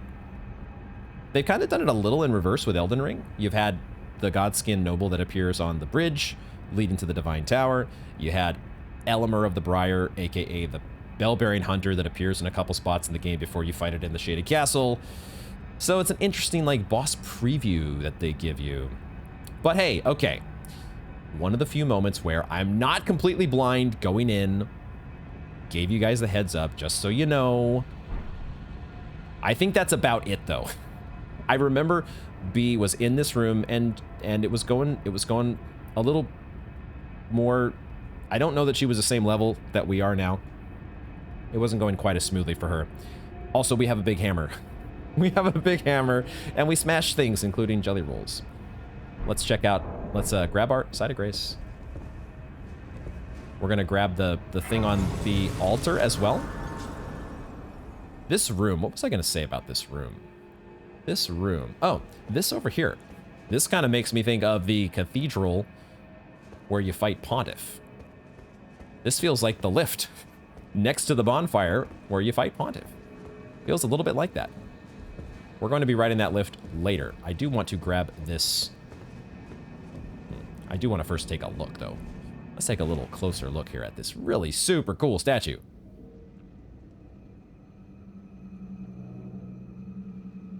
It had to be snakes. It had to be snakes, you filthy animal. Serpent's Amnion? Serpent's Amnion. Let's read our items, guys. And then we will wrap up. Let's read what we got here. So let's go in the order that we obtained them. The Godskin Stitcher. Elegant piercing sword with a celadon-colored blade wielded by Godskin nobles. The nobles possess skill with the sword unmatched by any lowborn. Despite its size, successive attacks from this weapon are swifter than the eye can follow. They're pretty swift, especially for a big boy. Also, we get Noble Presence, Ancient Power of the Godskin Nobles. This is an incantation. Wait, it lets us do the... It lets us do the belly thrust with gusto. Thrust out belly with gusto. To produce a shockwave that knocks back nearby foes. Once a sign of the god's wrath, this incantation became a trophy of the noble's god hunt. And then Serpent's Amnion. Is this a key item? Amnion from the mother's womb, which cradled the poor, unwanted offspring of a repellent birthing ritual. It will never dry out, remaining damp indefinitely. Stored, a number held 1 of 1. This is have to be a key item, wouldn't it? Serpent's Amnion. What that do? Do I want to know? What I really want to know is what does what does this spell look like?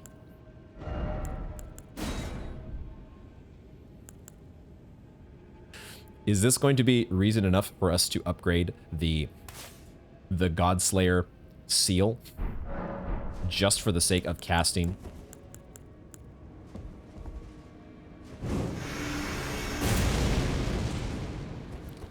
That's a bit disappointing because I was hoping, I don't know, really, I mean, maybe you have to put on, what do you have to put on? You have to wear the jelly roll robe? It doesn't, you don't get the same expansion of your armor. The armor does not thrust out with gusto in the way that I was quite hoping that it would.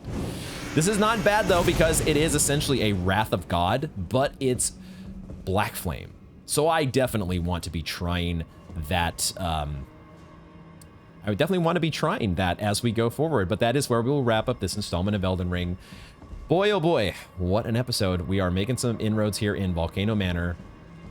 We reached a part of the game that I had seen before, but it's pretty much just this room. Everything leading up to it was really unexplored territory. So there's still everything else regarding Volcano Manor is very much a mystery to me. And there's more to do. We got to go down to the bottom and figure out what's going on down there. We do need to figure out how to get to this. How do we get to this Iron Virgin up here? Maybe that's going to be one of those. We'll probably need to do an NPC sweep when we start next episode. Talk to all the Volcano Manor people and see what may have updated with them. And see if they are impressed with our thrusting gusto. Thank you all very much for joining me, and I hope to see you in the next one.